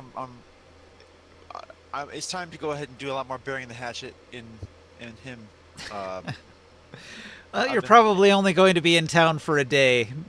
An assassination Oh. on a political figure might take more than that. Yeah, I don't want to just do that necessarily, but I am going over all of the Kanks, and I spend some time, most of the time with the family at that point. A little bit of time with the Dunai Watchers, making sure that no further threats have been enacted against my family and my holdings there on the south side of Tyr, the ranch. Checking my notes.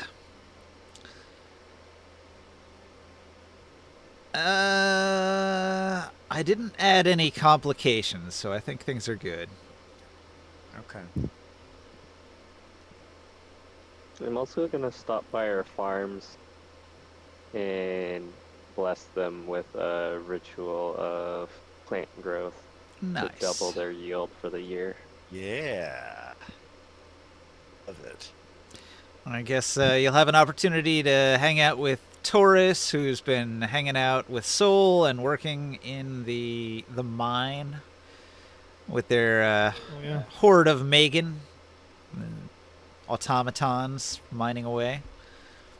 Yeah. And they're both very proud of how much gemstones they're going to produce at the end of the year. Their focus has really shifted to profit and business instead of adventuring. But we're the one who spend the gold, not them. Yeah, but they're doing the day-to-day work. Right. Overseeing the business. How much Making money are we sure gonna- nobody horns in on your iron mine. But there's Or gem mine, I mean. yeah. There's also Joe was also working on. Taurus was working on building his own little army too out of here now.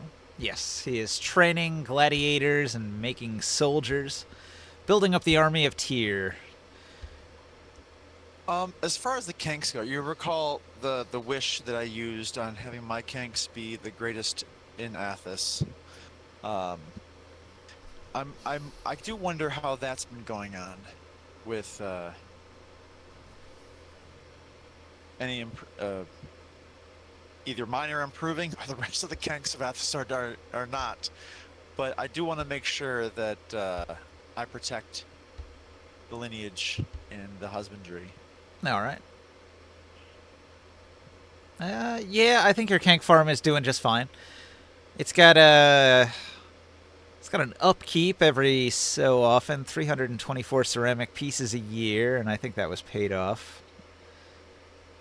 Yeah, it should be paying itself thoroughly in dividends. I think Now, you're I have it doing just set like to, basic Kank stuff where they're like selling the globules and occasional Kank meat.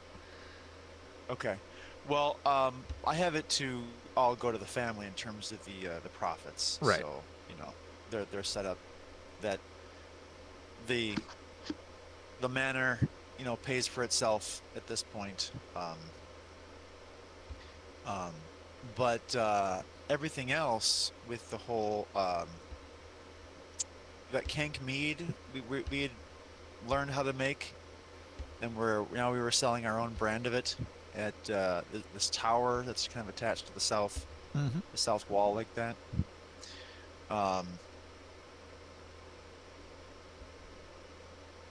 Yeah, so that's also been going on.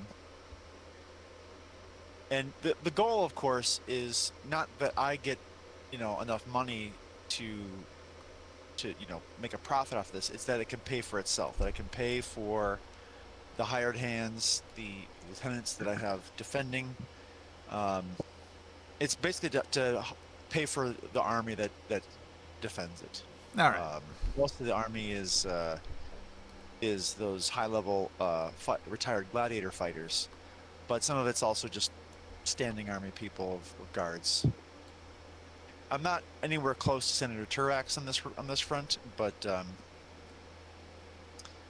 enough that no one can just walk in and just start messing. Like common bandits would be shoot away, would be chauffeured away by the amount of force that I have.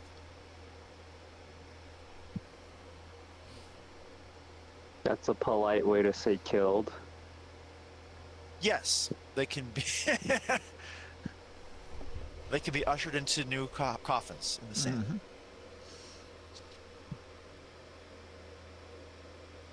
And that's exactly how Oren would say it too.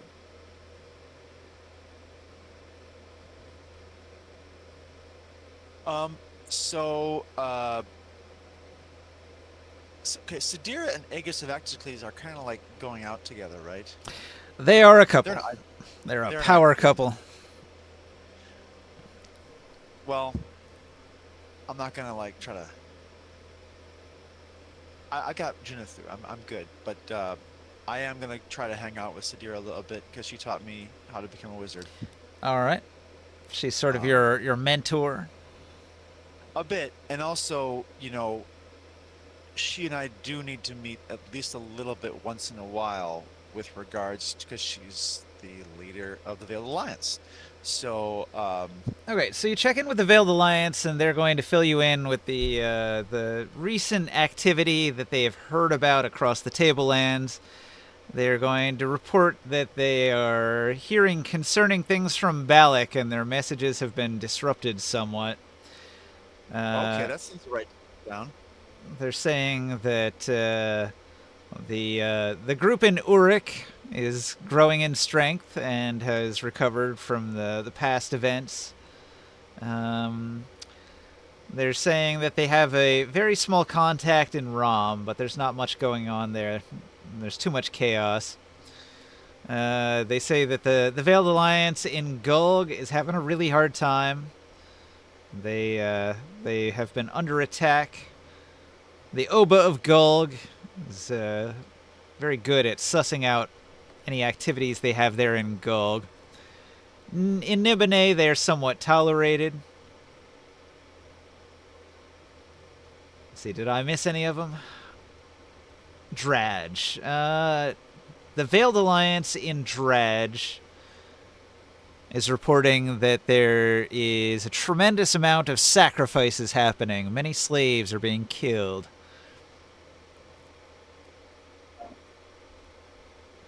They say it's going to culminate in a great festival during the Is this regular solstice. sacrifices to Well, they're saying that the amount of sacrifices is ramping up over time as they approach some sort of solstice event where the biggest sacrifice will happen. That's ominous. So this is related to a side quest that Morg is on. I mentioned that the Temples of the Moon, Ral, and Guthay is in that Dradge, and the temples contain portals that connect to the moon. But the magic of the portals is only active during specific time periods when the moon is in the right alignment. And so these festivals where they do many sacrifices, they happen around the temples of the moon and are festivals of moon worship.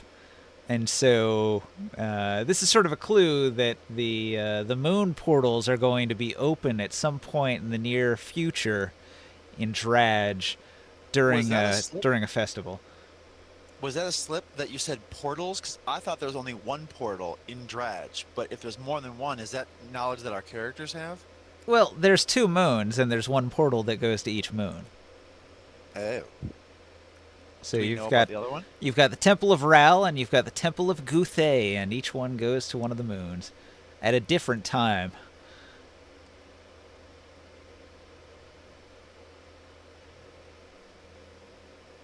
So whatever festival, it's a sort of a coin toss which moon portal is going to be open at the time. But the next event is coming up.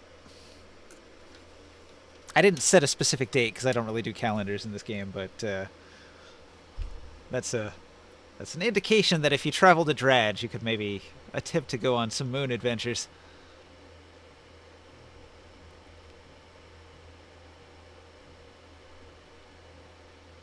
And I did prepare the moons of Athos for you to explore. So that should be a pretty interesting adventure. I've never done a D&D game where they went off-planet.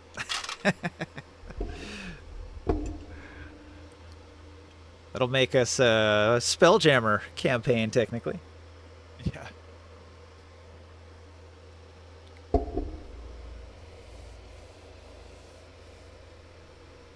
All I right. do have to ask about Nibene. You said Nibene's Veiled Alliance is tolerated, like, freaking openly? Like, what is that relationship like?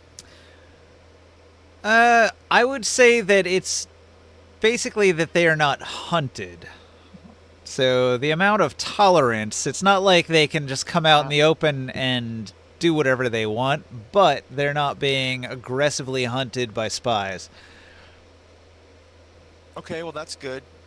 So like most of the sorcerer kings, like Hamanu and Uruk, he was aggressively trying to hunt down and kill the Veiled Alliance, and during our adventure he specifically attacked some of their safe houses and killed many of them. Right. Now, okay, this is kind of the thing with Nibene. Like, Nibene is terrifying because he's like the second biggest, closest thing to a dragon besides Boris. Technically, Dragoth was more powerful and dangerous. Oh, okay. Nibene But he was very Nibene is middle of the pack, right? So like Ablak Ra was kind of weak. Tekta Title is not considered one of the stronger ones. Nibene and Hamanu are kind of middle of the pack. Up at the top, you've got like Dragoth and Boris. Okay. Tekta Title, Androponus would be kind of with that. there. Androponus has a powerful military, but he's personally not one of the stronger Dragon Kings. Yeah. Like, he follows the lead of the other Sorcerer Kings. When they say, hey, we're gonna go kill Dragoth, he's like, alright, where do I have to be and when? Now, and as far as the Kern region, Eldaric, who is this? Oh, hold on, I've got that written down here. Sorcerer King of Eldaric was Daskanor. Yeah, Daskanor. Daskanor. Daskanor would be more in the realm of Tekta Title, right? It's unknown. He might be weak. That might be why he's so paranoid. But it's unknown. But we can't even get in there to find it. We don't even know it. All we have is rumor and legend. It's like North Korea. You cannot get any information in or out. Okay. All right. Yeah, but Nibene kind of like he probably knows how much does Nibene know about our relationship with the Veiled Alliance? Like the Heroes of Tyr type.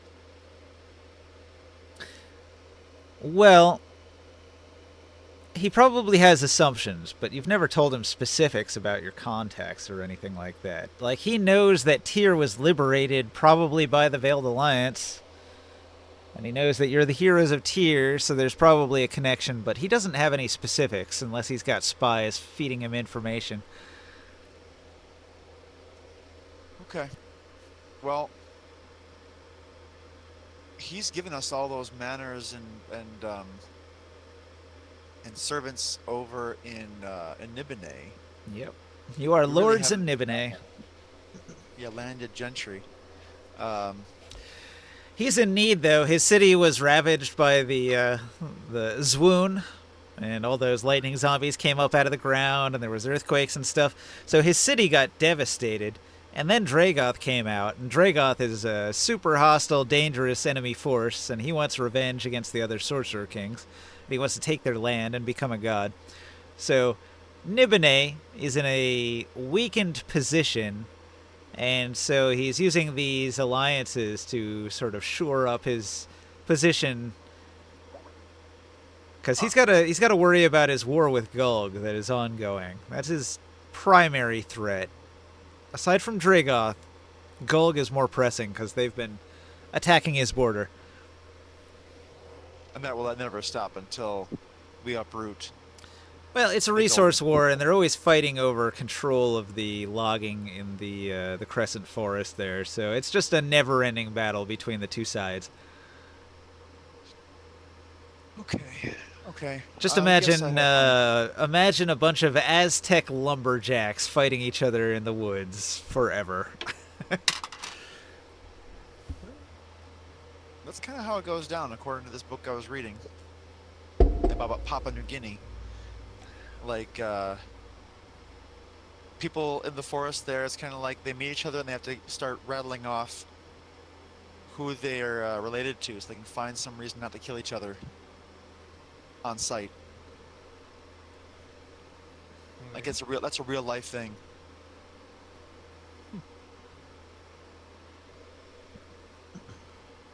Where are we at now? So we're in Tyr, and I didn't have anything planned for Tyr, so if you just want to say you move back on through the portal into the current region and pick up from there, we can. Unless somebody has something else they want to add here in Tyr. Do you want to talk to anybody, visit some NPCs, buy something? Taro was saying that well, he's muted and everything, but he was saying that he wanted to connect back with his spy agents. Yeah. I'd like to also to maybe check on the clerics of the temple and see how things are going and progressing. Things have been going good. Integration with the Templars is sort of continuing. It's becoming more of a theocracy in town. As fire law is enforced. Are we finding more talented people? Recruiting new clerics? Ooh, I rolled an at 20. Yes, recruiting has been going very well. Oh, good. Yeah, we need to add to our forces. It seems as if the balance has shifted somewhat, and the amount of potential fire clerics has increased in the world and in the region. Recruiting has been unnaturally good, and some people are growing concerned. So I'm going to call this a complication. Nothing bad has happened per se, but it is drawing the attention of various factions that the amount of fire clerics in town is dramatically increasing. Can I spend some money on building a group of representatives and to start having them deployed within Like Hogale and the Fire Mountain region.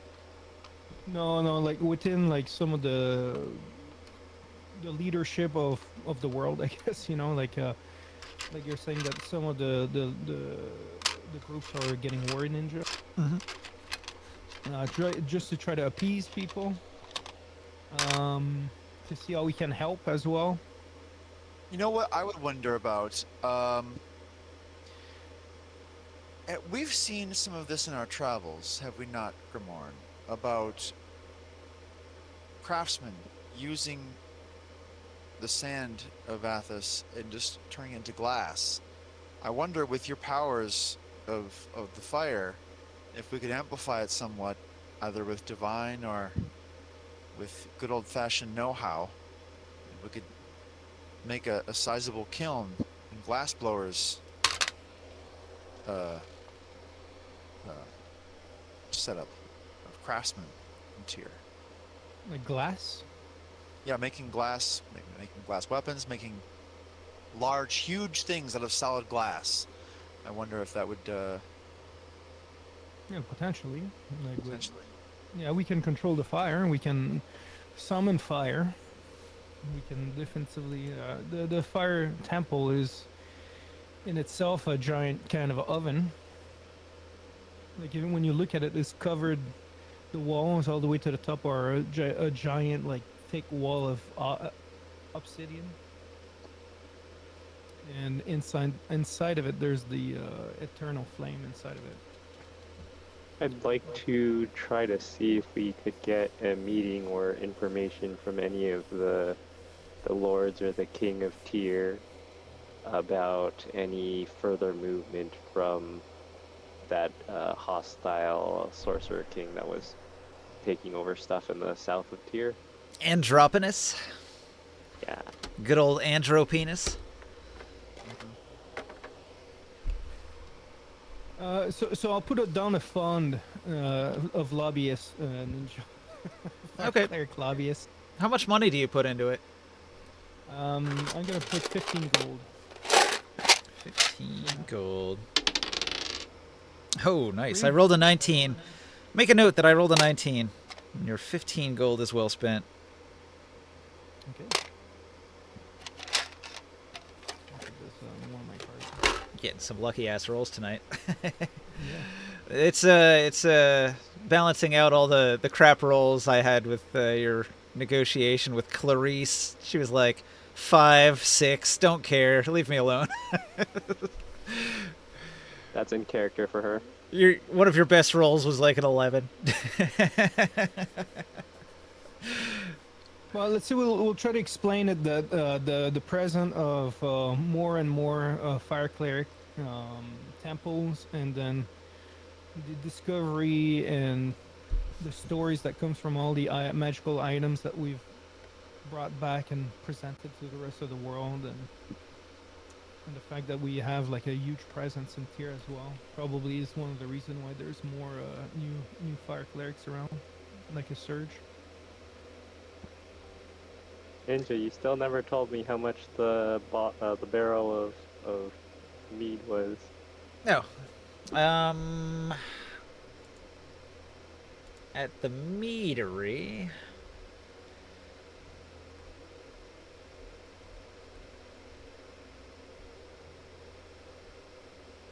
I'm looking for it. At the meadery. You can buy. Yeah, they don't sell it by the barrel, do they?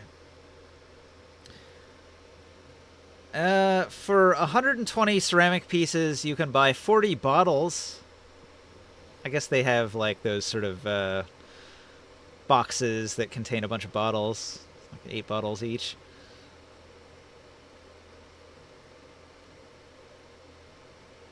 Wait, how much was that then? Here, I'll drop it in the Discord. In the meadery, these are the things they have available for purchase. So you could buy some or all of these if you wish.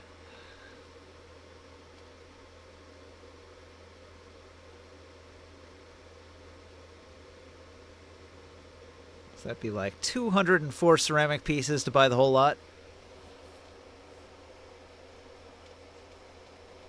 Wait, 204? Yeah, that'd be the total if you buy 40 bottles of Wizard honeyed mead and 84 bottles of honey barley, which is their whole stock. Alright, I will buy all of it. Yeah, you can throw a party. I send you a text, Will, if you want to give me some details on that. I don't have great details. I was just suggesting it. I don't have. I don't think Oren specifically has a lot of glass blowing knowledge, but it's something that I've seen, and I was thinking about. You know, the fact that you've got this magnificent powers of flame, and what I'm thinking about is building materials. Now, if we, okay, look. I'm going to defer to your understanding of the divine and to, I forget who in the party for the arcane. But if obsidian is something that helps the powers of the sorcerer kings, then not that I'm asking you to take down the obsidian in the walls of your tower, but in as much as possible, I want to try to defend Tyr, right? I feel like the walls need to be strengthened, whether made thicker, whether made taller, whether made more defended against the magics and wiles of sorcerer kings. I don't know if that would even matter, but it would seem that if Psy Crystal is the opposite of obsidian, then I want to make as much of that as possible. I don't know if glass can be helpful in this. I don't know if making just glass weapons, thick glass. Obviously not just, a thin, easily broken glass, but glass so strong that it is not broken by, mere will alone. Would I there don't know. be like a royal library that the nobles or the king has knowledge of this, that we could research this? Well, maybe we can have a lot of these psi crystal and create some sort of a magical barrier around the city. I don't really know the answer to like where you get Psy Crystal. Probably I don't know if you mined can't just underground. make it.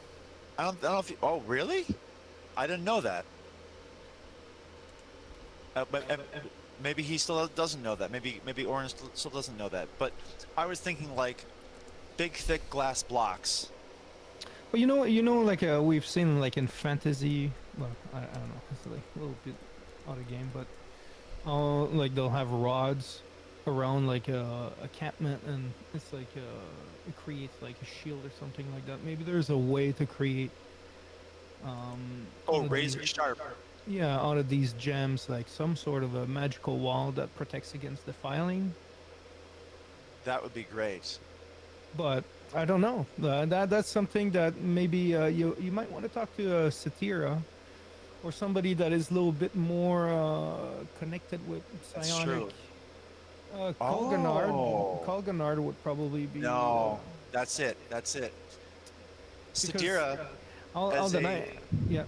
as a sun cleric, she focuses on the light.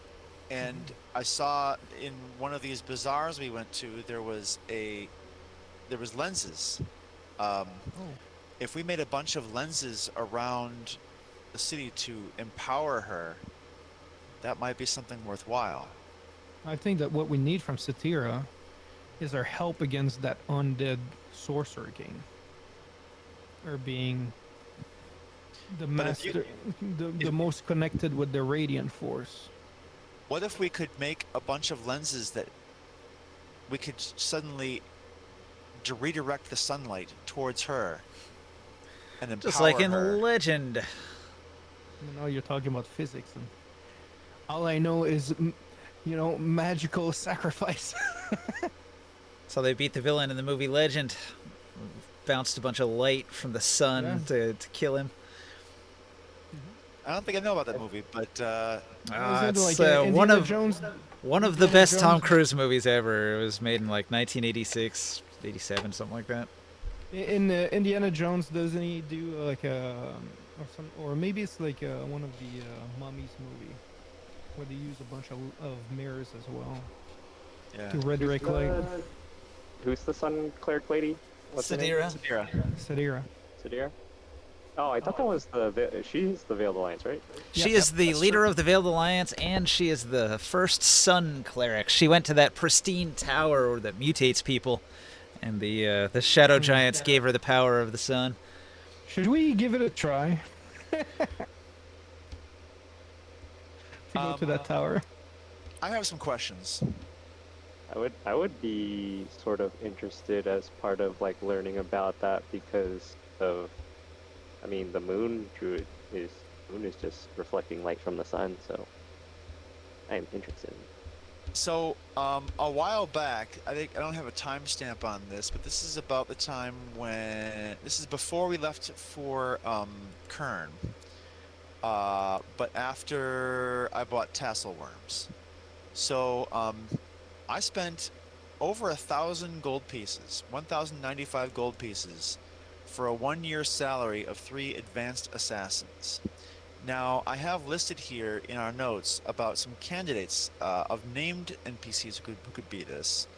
And then we talked about, we shot down a couple of them. I know Galbor, I don't really want to hire him because he went after my family, but he's the Shadow of Balak. Shivrin is a representative of the Dispossessed, the Gang Lord of Tyr. Atasha is a rogue mastermind, but she hates us. I don't think I could ever turn her towards my employ. But Ilon the boss and Hamir of House Ilon, they're already employed by us, but it's like... Well, you've got access to the Silverhand Assassins. That's the main one I'd think of. Those guys charge way the heck too much, and they're just not amazing enough of martial talent that I don't know about that. I've got them listed here. There's 3 elves. Well, you know how elves are. They always charge too much. It's way too much. I made a note you can roll a charisma check to barter with them. Well, look, I'll do that now. I'll give another shot of bartering with them. I don't know what... I have to figure out what they're capable of doing. You know who would actually probably know more about these psy stones that you're talking about? I am thinking no, but there's Korganard, but there's also the people that we dealt with when we went to Nat 20. Where we went to destroy the item. All right, you can hire him for 80 gold. What was that group out west of us, what about Ninja? Desverendi, though? Desverendi, the Earth Elemental would know. No, but the tower where there was that group of psionics, like really strong psionics. The Order? Yeah. Yeah, the Order. Pack the Thinkmaker out there. These guys would most likely be able to help with that. Pack the Thinkmaker was the evil cannibal halfling in the jungle. Yeah. That's not associated with the Order. Those guys were cool. But the Order was, and they are some of the strongest psionics in the world. By far. But wouldn't Desverendi, he's not far. He would be able to help, wouldn't he? I mean, maybe, he's but an Earth Elemental that knows... When it comes to artifacts, and when it comes to artifacts of psionics, especially that what we've dealt with when we had to deal with them, I'm thinking that they might be a pretty good resource. And if you need to, we can just teleport from Tyr there and ask. Before we get too far past it, I did want to answer that question about Balak's troop movements. Oh, yeah. Okay, so you ask about Balak, Androponus. He's been sending armies. He's conquering the south of the Tablelands. So apparently the rumor is that the armies of Balak traveled down the road to Selik. And Selik is ruled by a king named King Corson and Merchant House Marineth. And you've probably never heard of them or interacted with anybody from Merchant House Marineth. They're a lesser house. They were a affiliate of Caladne. Caladne was destroyed. The Sorcerer King of Caladne was destroyed, and so Selik is no longer under the protection of a Sorcerer King, and so Androponus of Balak sent his armies there and has now captured the city of Selik. So Selik is now under the control of Balak. Oh my god. Let me see a map. You can look at it on stream. I've got the Selik Balak road on stream right now. You can look on the map.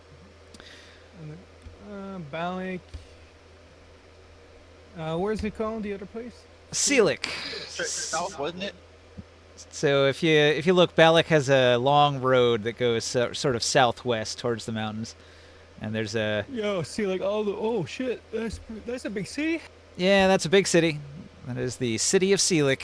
It is a city with no sorcerer king. It's controlled by a merchant house. And they're so far away that they were left unmolested until now, but now Androponus has claimed it. Oh, what? That is way out there. When he was unable to expand north past Alteruk, he decided to expand southwest instead. Yeah, we're able. That's never way done it. too far to go help out Seelik. That's like almost even unthinkable for Tyr Well, to go. I will say that you have a side quest. Ringsight wants to travel south to find a blue temple on the edge of the Deadlands, and to get there, you would travel past Seelik. Oh, we wouldn't go down the trade road here by We're flying. Leonopolis? We fly. Oh, okay. We can Now go wherever Caladne is a ruin. Yes, Yeah, it was destroyed. it's a ruined city. You're saying? Uh-huh. Okay. Leopolis is that's the city of dwarves. Yeah. Not too far. Is Can this I- area you guys are talking about still on the same map? I don't see this on like the current map. No, thing. no. You have to go to the Twitch stream to see it. I'm It's- looking in the background on tabletop. Like, Yeah, if you're on the table, you can look in the corner. It's this map Oh, over okay. here. Okay. But the background of tabletop too, the decor behind it's a map of the world. Yeah, if you look at the super jumbo giant map, the road, or I'll put You that can on. actually see back. I'll You put- can see the obsidian. I'll put that map on stream. So there is a road that goes from Balak to Seelik. It's a long ways. It's almost Right. as long. Almost as long from Balak to Seelik from Balak to Tyr. So It is. if you look south of Seelik, there's some mountains on the western side of the Deadlands, and there is a blue temple, which is located on this western edge. And so if you wanted to go there, you could go to Seelik. It's pretty close. It's on the way.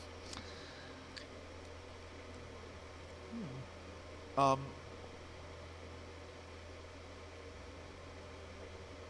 You see at the I- bottom of the map, there's a black hole. It's Yeah, I sucking didn't in even the know planet. that Seelik was even a thing. It is were- barely they were a thing. I mean, it is just like the secondary village of a destroyed town. So it's not a city itself.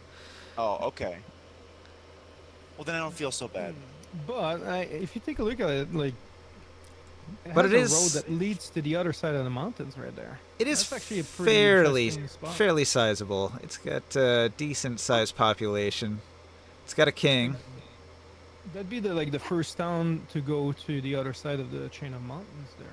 Like there's a road, like a travel road.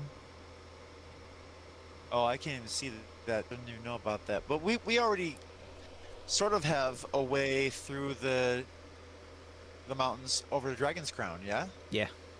Well, I mean, you can fly now, so you just go over Yeah, the we mountain. can just fly, exactly. It was interesting that he decided to do that. Yeah, that changes things a little bit. He's expanding his power. He's creating trade routes heading south. He's reclaiming something that was formerly under the control of the Sorcerer Kings and then sort of became a free city, and now it's no longer a free city. Now, there's also Wallace. Wallace is down there, which might mean that Okay. Wallace is at risk. I don't even I am see- going to have to go because I'm actively trying and my brain is not absorbing any information, and also I have work tomorrow, so I need to leave. All right. Well, Alright, so See you, man. almost inventory. See ya. Okay. Wallace is straight north of Seelik. so Wallace is a village that is built into the mountains. It's on a 500-foot tall spire of rock, accessible only by climbing or flying. So that's going to protect them a little bit from these sort of terrestrial armies that Balak is using. They didn't send any flyers that you saw. Huh. And they've got one of the only active gold mines in all of Athos, which means almost certainly they will be in the sights of Balak. He's going to want to take that gold mine for himself. We need that gold mine ourselves as a group. Okay. Well, look, Altaruk is pretty much. It sounds like Altaruk, because at one point Altaruk was kind of like owned by Balak, but Altaruk also has a sizable Veil Alliance following. Like the captain of the guard in Altaruk, like the guy who runs the fort, is straight up Veiled Alliance. I have his name over here. But okay, so I have questions. Mm-hmm. Do we need,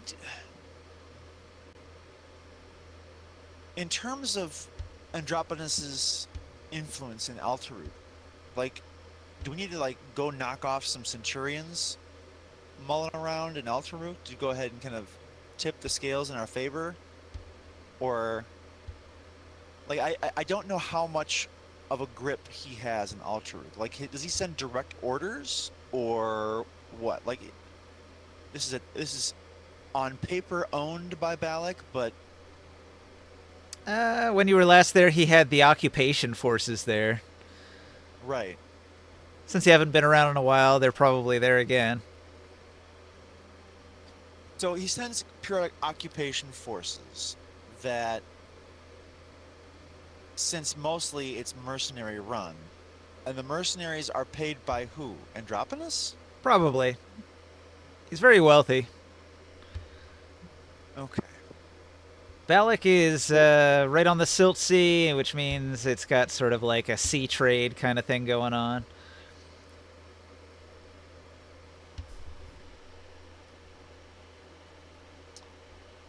What would it take? God, that's got to be a lot of money for us to take over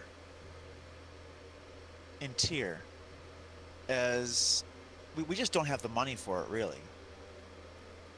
We don't have pockets deep enough to go ahead and pay the salaries of the mercenaries to make Altaruk our own.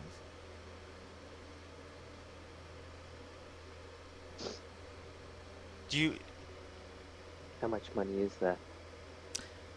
Well, maybe it's something everybody could work towards. Grimoire is crafting a bunch of weapons, and Taurus is training soldiers, so you would have a standing army.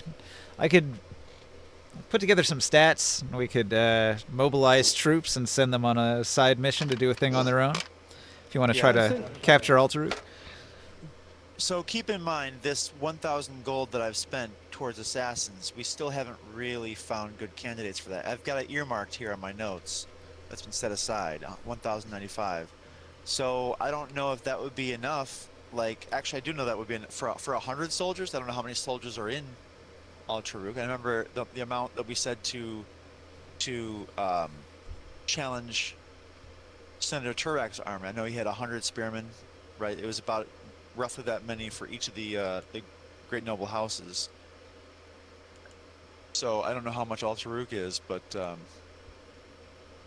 it's a thought. We can also bring some clerics. I need to level up some clerics though, but Let's see, I've got wages for various soldier types. I don't know if this is going to show up in Discord very well. Kinda. yeah, it's not too bad. Monthly 4 CP each. Yep. Each archer 4 CP a month. It's not too bad. Okay, so for us to really lock this down, It'd Like- be good like if our like mines, our businesses, and all these things could finance our army. yeah. You know, without us having to think about it so much. Well, because that's exactly it. Because what we have is spoils of war from adventuring. But when we stop adventuring, that income ceases. And so, or if we die, right? You do have gem and mines. that- There's some money coming in. Right. But your point is 100% right. What we need to find is systems that can support these after we're gone. And our initial money can start these systems of investing in gem mine, investing in, Kank Ranch, investing in all these things, but they need to be able to support the armies to defend it, basically, is what the deal is. And I was hoping we could go ahead and take Altaruk so that, one, Balak was not on our doorstep. And then, if we had Altaruk, we could go ahead and take that, and if you slide your screen to the left a little bit,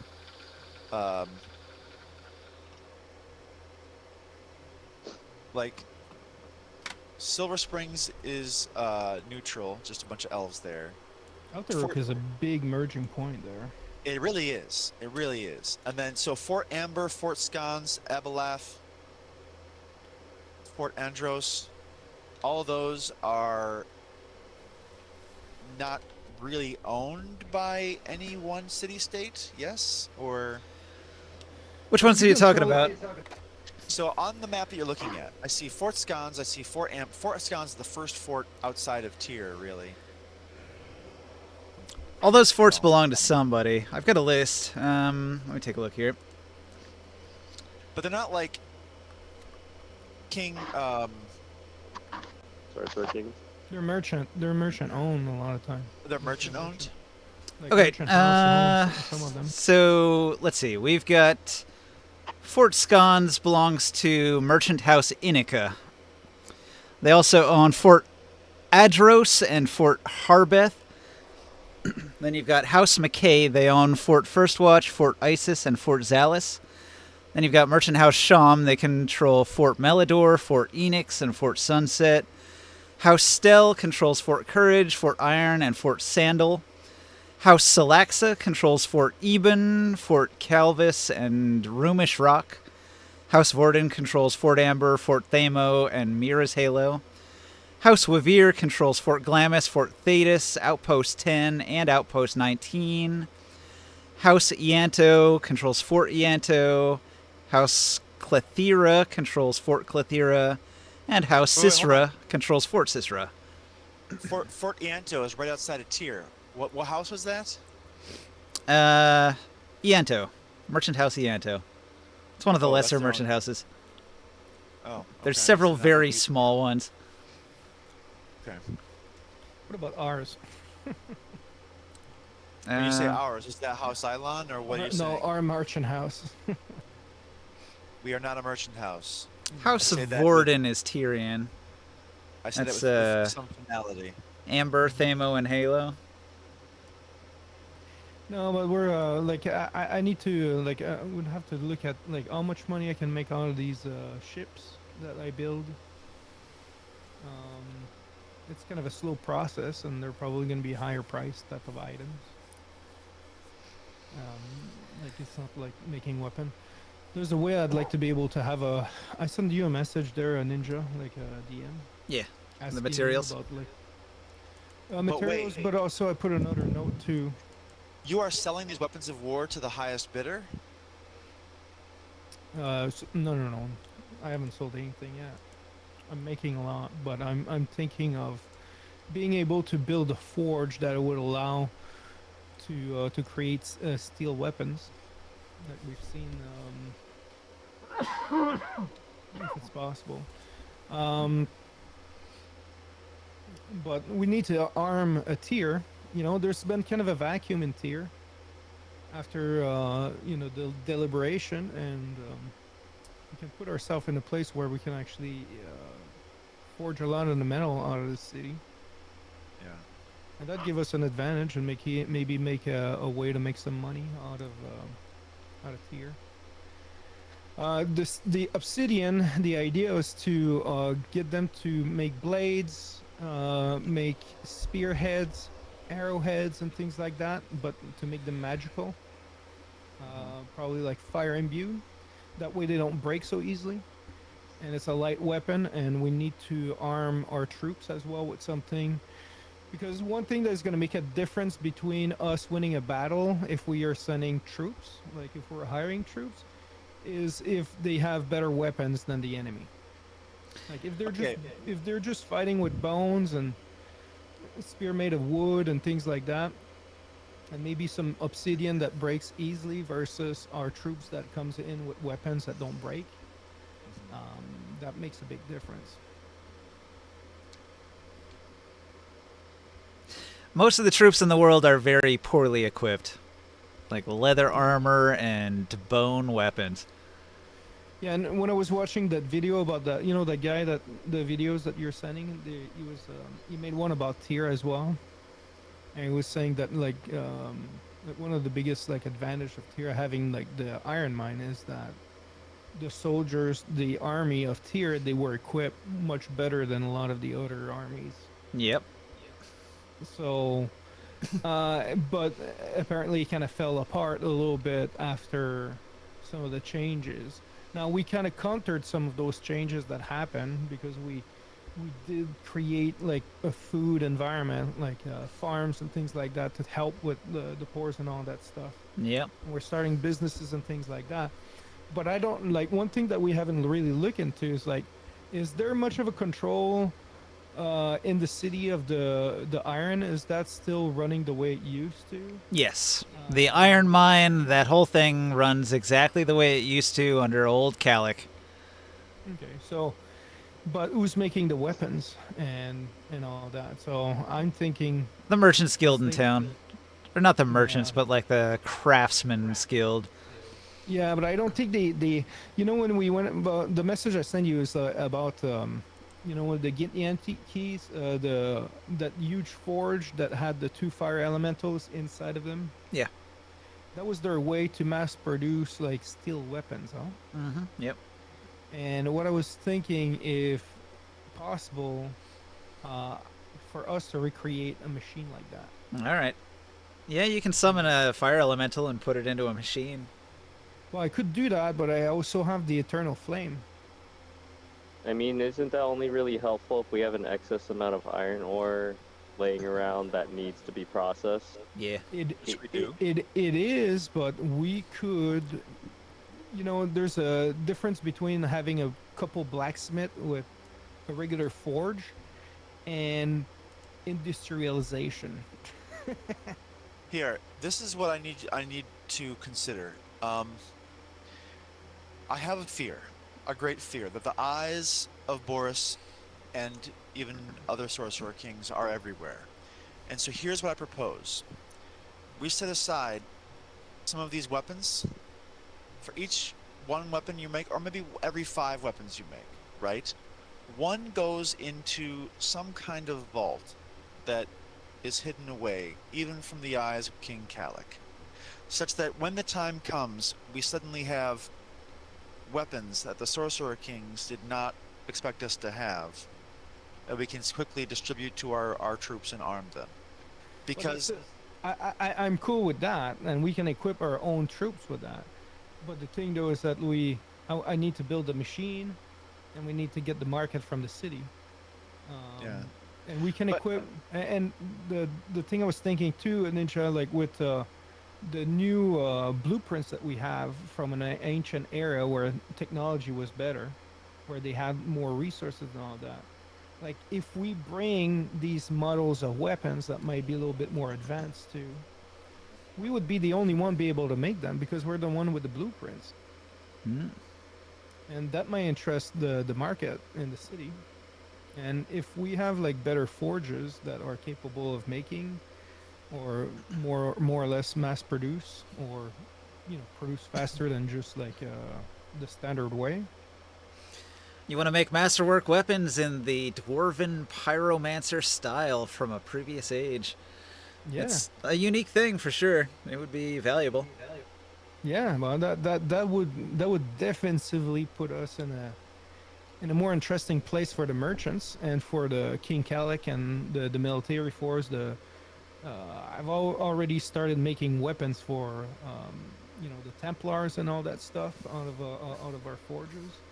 I have the but not like utmost this. respect for this. I do. But as your friend and spy master, I just want to control the flow of this information and always keep a secret in your back pocket. Always keep something in reserve. And so, um, they, all of our enemies need to continue to underestimate Tyr.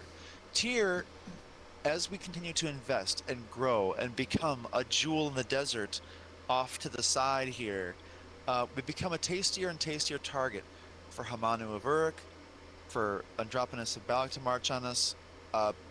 Nibene is allied with us, but you know, if something were to happen. But also, I fear Boris, and so I, I I I don't want us to flaunt our riches.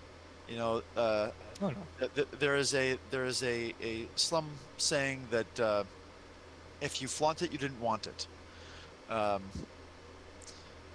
No, we're building our own industry. That's why I wanted to extend those walls to Tyr to protect our Yeah. areas. You know, and that's why we have Joe working on building his, you know, militia, not a militia, but a military force.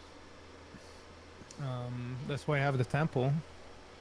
One of the Now, best things about the military force of the Megan is that does any d is it well known about how that gem mine works? Are we keeping that somewhat hidden and I think it's a unknown? secret. I like to keep that a secret, please. The Yes. the Magan are made using wizardry, which is not popular. A lot of people are worried about defilers, and the Veiled Alliance, Oh. they keep everything incredibly secret. So having a gem mine full of magically created automatons would be a very scary thing to a lot of groups in the world, if Yeah, they that knew. needs to be kept in the hush hush. And so that hey, I want that the distribution of those gems to be protected and sly and distributed through multiple angles, such that it we have doesn't two. all. We have two gem mines. Well, okay, I'm working on a second one right now. yeah, That's a gem mine, huh, Ninja? Ready in 40 days? Yep. Yeah. okay. So I feel like And that one is very secret. That one, no one except for our group knows about it. okay. So we don't have anything else in terms of giant magical contingencies turning Tyr into some kind of sorcerer king trap. Like that's would be my or fortress against. That would be my ultimate hope, and I don't know anything about that necessarily. And I don't. So far in my research, I've never found anything. None of the sages I've contracted have found anything to that end. So But far, the Sorcerer Kings have all been cautious and have stayed in their source of power and their center of power. The Oba of Golg never leaves her indestructible magic tree. The Shadow King of Nibene never leaves his inner city except that one time when he wiped out the Gith army on his doorstep. Yeah. So, like, in general, they stay in place and they don't go anywhere. Well, the thing is, like with Rom, that's one that we could use force to put back order in, potentially, like to. Bring I do order. want to do that, but that's going to be not sending our armies marching from Tyr right between Uruk and Golg and leaving Tyr undefended. That's going to be mobilizing assets in Rom, and we're working on that a lot. Yeah, but then if we're talking about Selek, like, are we gonna go and help them? It's- I don't think Selek is possible. It's just too far away. Rom is pretty far away. So Selek, But we already have them. Selek, we're gonna visit. So we're going to visit, but Rom, I've over the past year, I've built up a growing presence in there, and I've spent Well, a good amount of treasure trying to recruit and build that base. And we have allies too, like the old And now we have Templars. allies. The Templars are interested in trying to have them be the winners of this battle, and we were going to go ahead and throw in and say, look, the Shadow. That Shadow Guild of Elven Assassins, the way it seems to me is that they've got to go. and in fact, I don't want to hire elves to take on other elves, but okay, at some point we need to figure out these assassins because I need to start sending them on missions here. All this money that I spent on the assassins, so I would like to start making that happen. You want me to generate some interesting assassins for you to hire? I Higher do, level ones and than those third level guys? Those scrubs? these are 10th level assassins that, in terms of the amount that they're paid, um, according to the book, the source book you gave, the Stronghold book. So this is the most expensive NPC I could possibly hire was the assassin, it said. Um, and I also want to train Fortresses, fire temples, and clerics. strongholds. I also want to start having these fire cleric being trained to be ready for battle and to be higher level. All right, so in the Fortresses book, no, it's saying okay. that it would be 1 gold piece per day to hire an assassin, correct. compared to these guys who want 100 gold, or discounted to 80 gold for a mission of indeterminate length. These are I put 3 assassins, 365 times 3, so that's wait a minute. Yeah. 365 times 3 is what I paid. So for the full year of their assassinry. Okay, so that's this assassin at the 1 gold per day. That's what I was going off of in terms of my accounting, yeah. All right. So these 3 assassins, I'm contracting them out, and I'm using them with the Dunais to try to find good targets. Also using the ledger about where I can go ahead and make good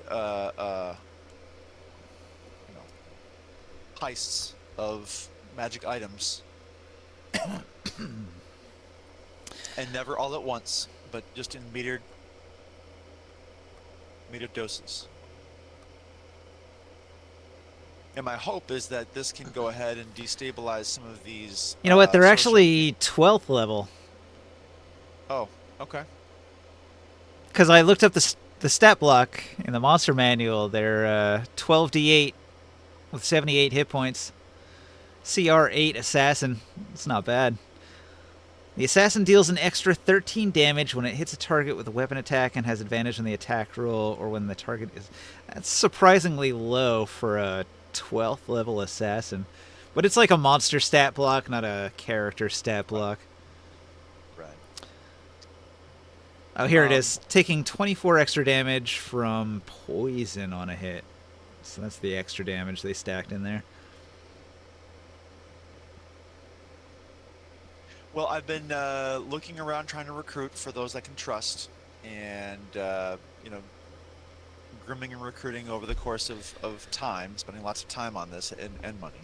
So I want to point out, like, these guys have more hit points and they do some cool stuff, but this is a monster stat block, whereas the other assassins, they are actual, like, leveled class characters, so they are real third level assassins with all the features that a third level character would have. So they're in some ways better than the regular assassin stat block, but in other ways not as good. Like, it's more cost effective, and they've got like slightly better stats combat wise as a CR8 creature. But I think for some purposes, those other guys, the silver elves, might be better. The silver hand. Well, okay. It depends, though. Like, if you need to infiltrate elves, they'd be great at that. But maybe not as good as a human assassin at other things. We'll say that's the difference. The elves are human assassins. The stat block will be the human ones. The elves would be okay with taking on the shadow assassins in Rom? Yeah, they'll take on anyone. Well, I guess I assumed racial tribal identity would be enough. But I guess elves, No, elven tribes fight each other in the desert often enough. Yeah, the elves they are very loyal to their own tribe, but they'll see other elf tribes as enemies, just like anybody else. Okay, well, I was gonna try and use the dwarves of Kelslot against Rom, Mm-hmm. and have them say, "Hey, I'm gonna hire you to go kill a bunch of elves," and they'd be like, "Yes, please."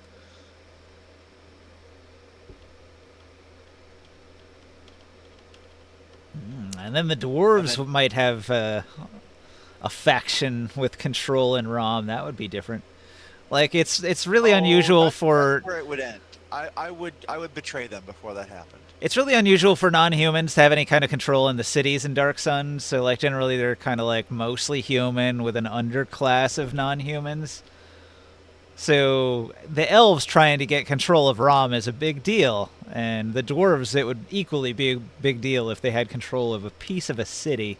You don't see that a lot.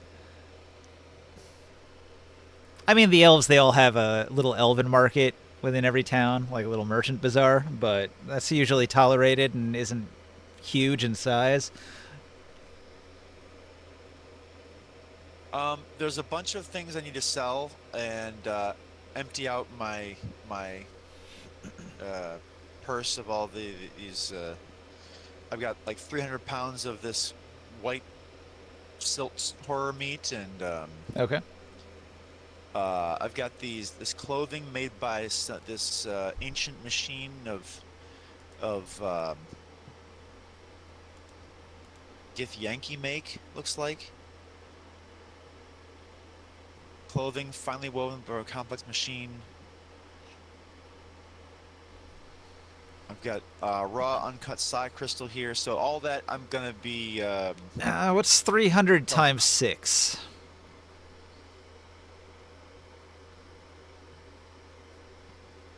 Okay. What? 300 times 6? It's 6 ceramic pieces per pound, and he's selling 300 pounds of meat. Is it 1800? Yeah, 1800. So that'll be 18 gold coins that they pay you for that meat. If you want to mark that down and delete your meat. Delete your meat. I am deleting my meat. Okay, 18 gold coins out of all that. Okay. Yeah, selling expensive meats is quite lucrative in this game. Yep. Seems to be one of the most effective ways to make money. You just kill stuff that's powerful and sell its meaty bits. We should take the ships and just go hunt. Bring back mass amount of whatever. I think there might be a oversaturation problem, like maybe break the market if you do that too long in one spot. Yeah. Everybody's like, I've got enough meat. Stop selling me meat. Oh, but we can feed the poor. We did quite a bit of that in Tier. These people are going to run out of salt for preserving. You're going to have to hit up the salt flats and sell them that too. Yeah. Exactly. Okay, so I've got a bunch of gift treasures, 10 pugs treasures here. Do they have a price listed? You can sell for half just easily. Yes, I'll just go ahead and do that right now. The clothing, maybe I will. This clothing, finely woven, yellow clothing, Githyanki style. That might have to go to a family member. Yeah, that was probably a disguise of some kind that you put on. Okay. The 30 pounds of raw uncut psi crystal. Like, I don't know how many tons of psi crystal I would need to go ahead and really, like, Reinforce the make city. the walls magically warded against sorcerer kings. You gotta talk to someone that would know how to make that and how to use it. Yeah, it would have to be like, let me strip mine.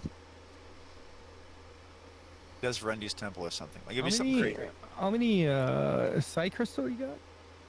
It's psi crystal, yeah. Like how much did you get? 30 pounds of it. Oh wow. I think what I'm doing with that is creating experiments, like a proof of concept where we could go ahead and ward off from wizardry. Like, that's what it would be. I would infuse it with a rare material to make an armor or a shield.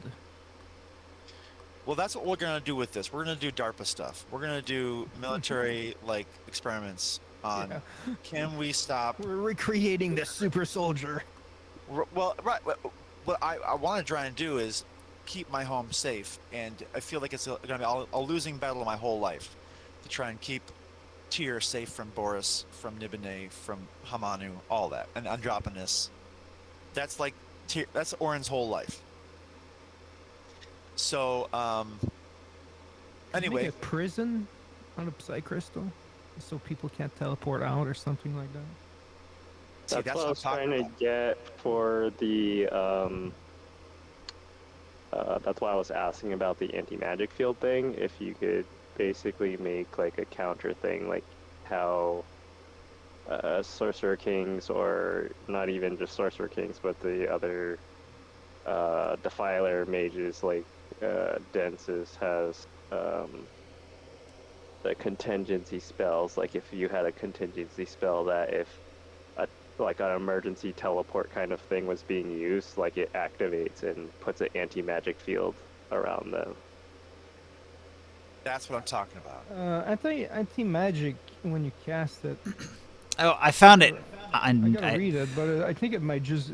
Is it on It's you a or self. is it a It's target? normally it's a self cast, but I'm So get trying this. to basically like spellcraft something that uses the concept and then like targets different things. You can get crystal in the salt flats. Psy crystal? In the great salt plains, you can get Psy crystal. All right, to the map. It's a self.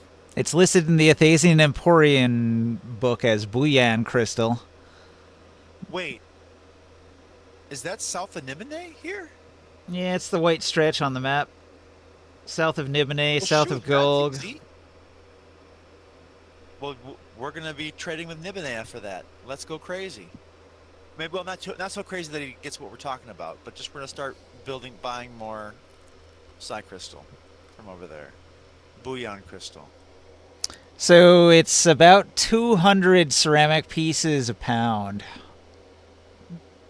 2 gold per pound. 2 gold per pound. It is pretty rare. It's hard to find. Shit. That is a whole lot of treasure. To try and lace the walls of Tyr with that stuff. We can't do that. That's crazy. Okay, so we need something much more refined. Like a trap we could go ahead and lure a Sorcerer King into.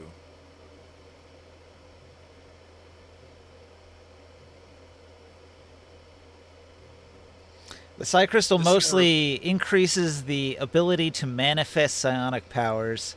So if you wanted a wall to manifest a psionic power on a regular basis, you could embed little Psy Crystals in it all along the way. Okay, but would it be something that if we had psionic power? No. Okay, but of course the Sorcerer King is a powerful scion. Oh, so another interesting thing. So Psy Crystals are often like manifested by scions and psionic creatures, and will be like a familiar for a wizard. The Psy Crystal will float near them, and they can cast spells through it the way a wizard would through a familiar. So the Psy Crystals are very closely associated to creatures, so you could probably like harvest Psy Crystals in small quantities from psionic creatures that you've defeated. If you know what you're looking for and you do like the survival roll to harvest the crystal from them, then you can probably acquire small quantities that way. Because right Can we here, harvest it from a living creature without killing it. I doubt it. Like here, it's got one listed where it's the Daggerin crystal. This green crystal growth is extracted from the body of a Daggerin. Manifestors use these crystals to harness the Daggerin's ability to sense the psionic nature of creatures. So it's like a divination power built into this particular psionic crystal you can harvest from that particular creature. So if you wanted a defensive wall, maybe you'd want a creature with a psionic defense, and then you could harvest crystal from that kind of creature to add to the defensive properties of your wall. Now we're talking. Now, also, here's the thing. Part of why I got so fixated on this was because the idea was that Slack Crystal is the antithesis of obsidian, and that it is against defiling. Okay. If that's not true, maybe that's not true. Maybe that's something that Orin, didn't really understand fully in his foray into magic here. But that was the idea. Maybe Orin's mistaken in that, but he's on a warpath in this way, trying to find a way to ward off defiling. Ninja, a little question. Yeah. Is the alchemy jug banned in Dark Sun? It produces a bunch of liquids. It kind of goes against the intent of the setting, but we're high enough level that you don't really struggle for anything anymore anyway. Would it be possible to get one for the ship? Yeah, probably. It'd be a useful thing to have around. It's not really like a high-powered item in D&D usually, so I don't think it's going to break our game. Okay, because like you can make mayonnaise, 2 gallons of mayonnaise. Yeah. That is a lot of food, Sure. You can make 1 gallon of honey per day. You can make, but what about water though? That one will make up to 12 gallons of water a day. We have way more people on the crew than that would drink 12 gallons. Let's see, what did I say in the rules? Again, it probably Actually, goes no. against the intent of the game, but It's 8 gallons of water per day. Sorry, it's 12 gallons of salt water, but fresh is 8. You can make a lot of vinegar, oil, honey, beer, basic poison, acid.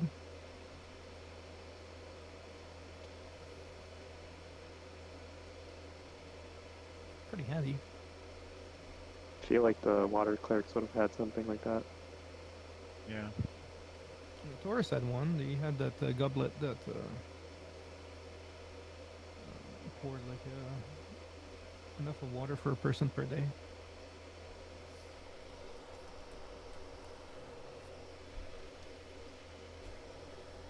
Okay.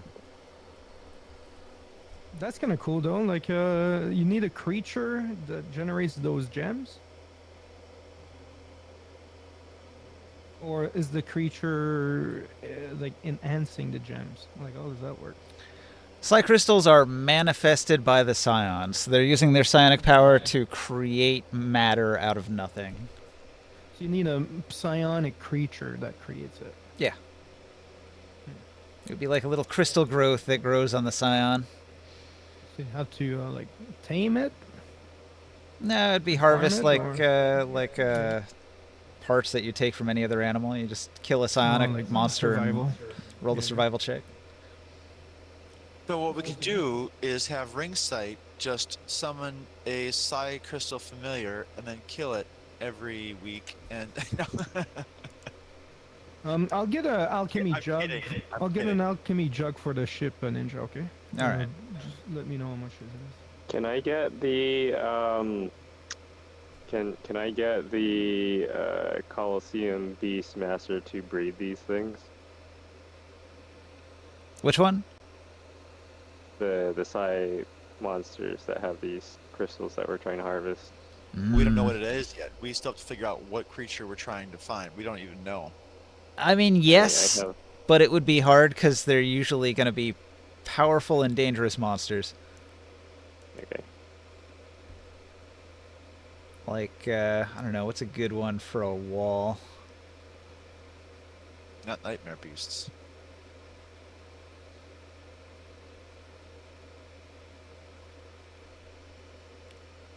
I'm going to the monster manual and having a look. It's already midnight. Yeah. Yeah. Okay, so this is a very interesting session.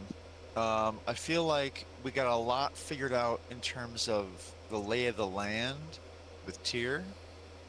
Like all these different forts and trying to get Ultrarook to be not really in Balak's pocket. Here's a good example. Cloud Ray has at-will wind wall. Oh, that's cool. Let's see, what does wind wall do? That prevents ranged attacks. Disadvantage on ranged attacks. That pushes things away from, almost like a. You put that at the side of a cliff and then you walk by, you get pushed. So you could have your wall do 3d8 bludgeoning damage, and ranged attacks would have a hard time going through it. So that's a pretty good enhancement on a wall. Dude, imagine if you had shields.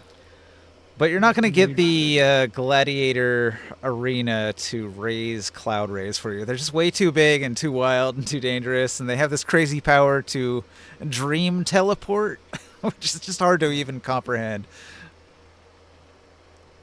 Well, we've killed some before. True. Um, But you never thought to have to go and- harvest their secret brain crystals. Yeah, we'd have to go and hunt them down.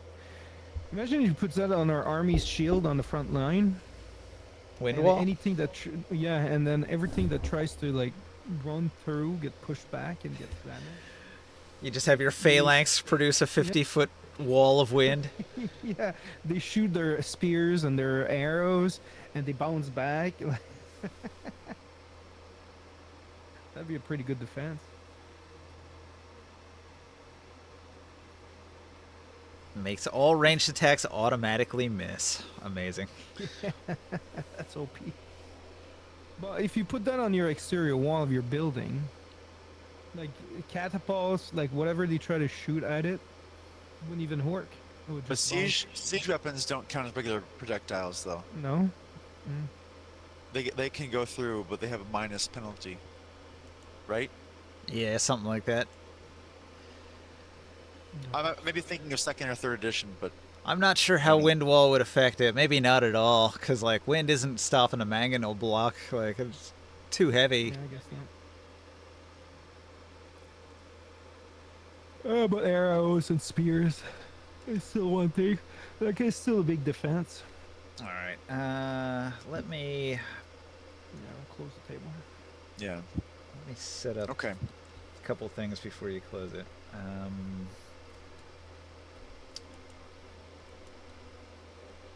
Shrinky-dink this and shrinky-dink this. And did you put the bottles of meat in the airship, or did I put that on my personal inventory? It's a lot. I'll drop it in the airship. Let's see here. I think every one of our airships should have a jug of alchemy jug.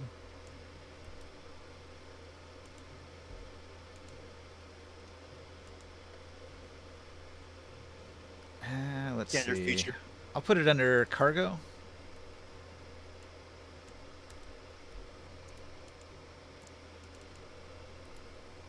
Okay, made that note. And pack the table. Well, that was a good game. I feel like that was productive. We actually covered a lot of ground, covered a lot of geographical territory. Yeah, there's not even any objects on the board. We have to put something on the board so I can save it. Here, I'll put this tek-tut-titlay here. Pack. End. Alright, now you can save it. Thanks for watching out there in Twitch land. I haven't looked to see if we have any messages. Apparently, we did get some messages. We've got Love Gies and Digestive Itinerary. So they're trying to sell some advertising, and let's see, Love Gies. I'm literally driving right now, but when I park, me and my squad are pulling up heavy to your next stream. Well, that's nice. That's nice. We got some fans. Got some people watching. It's trying to sell stuff. Well, the person at the bottom, you know, I think there's a bot that always tries to sell views, view botting. I don't do that shit.